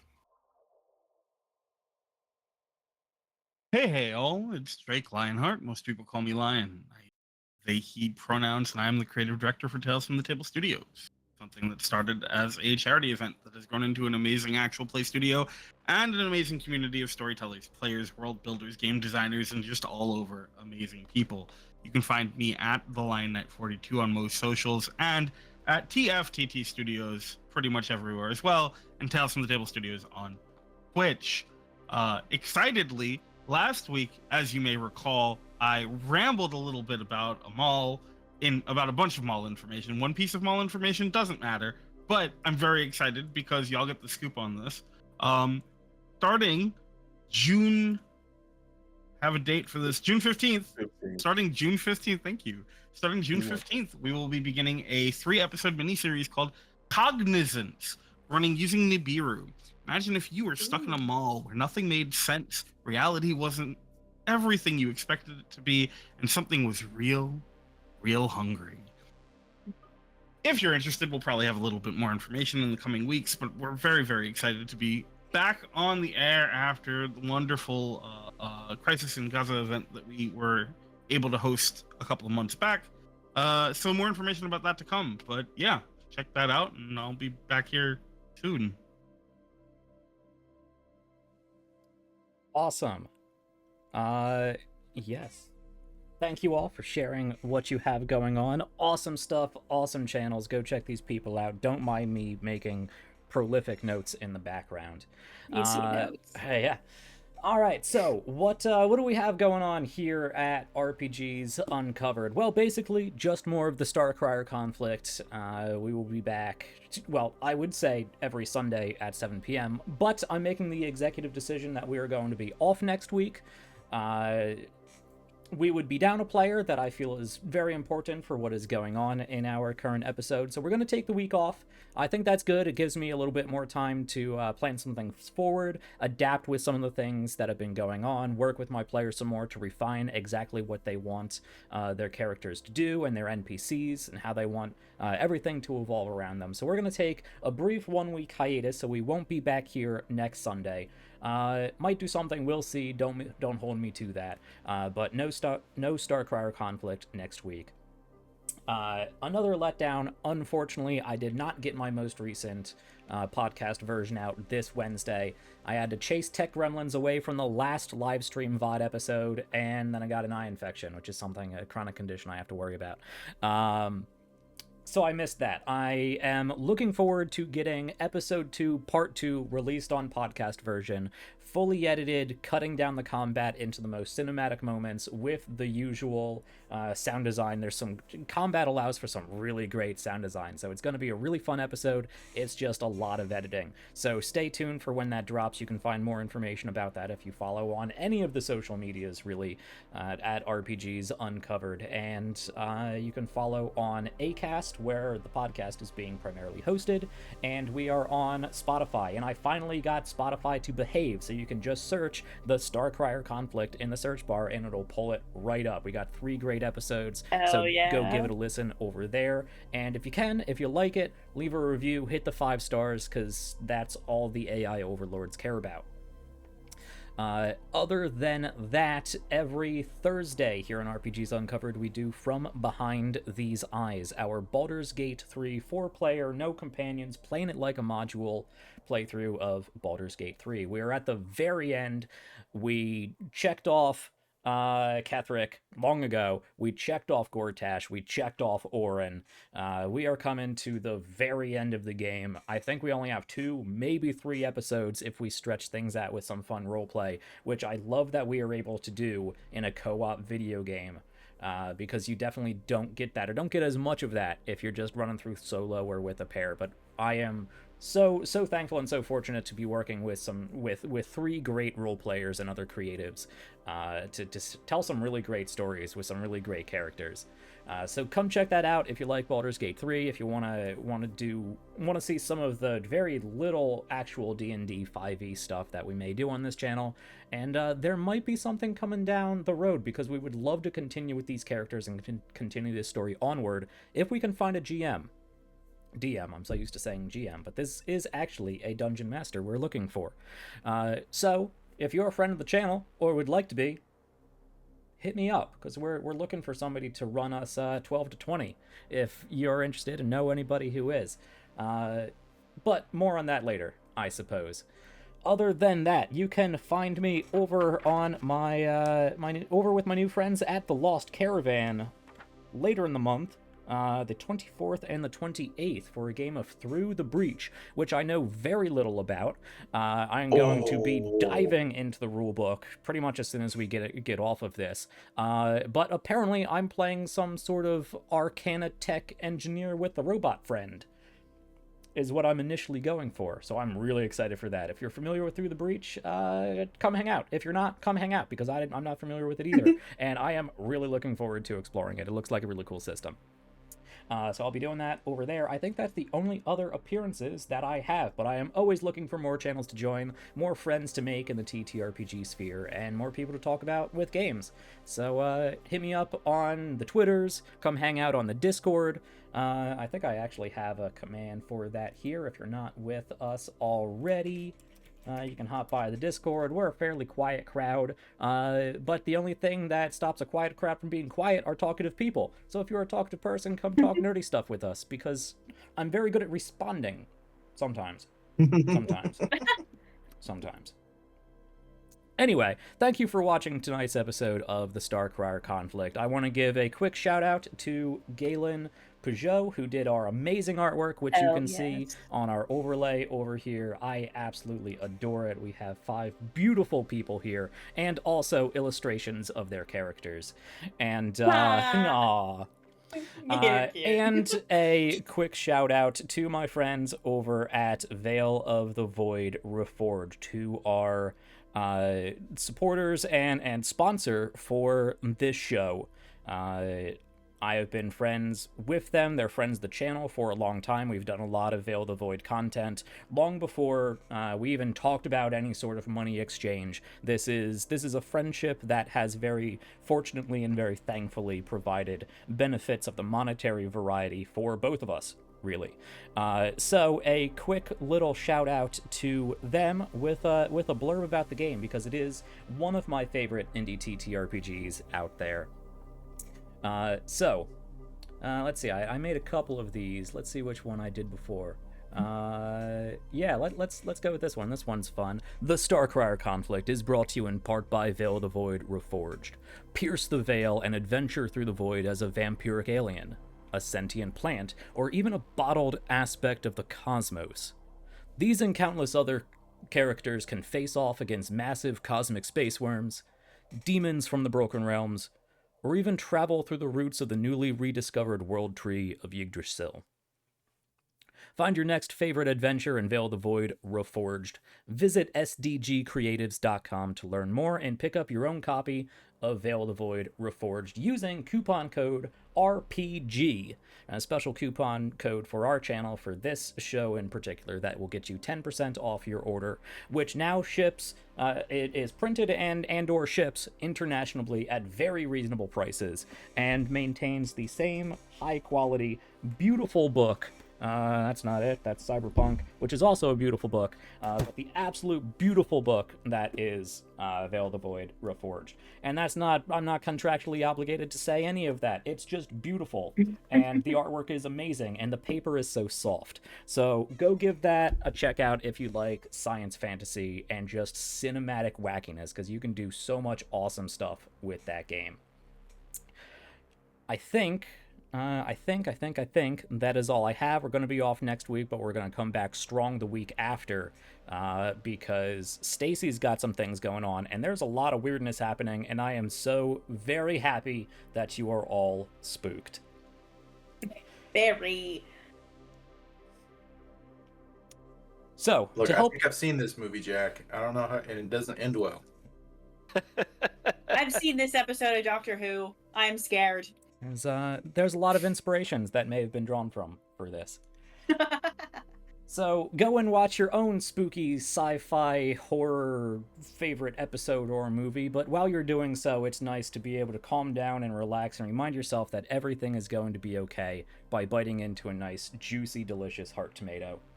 Good night and happy time zone, folks. We will catch you in 2 weeks. Bye. End credits.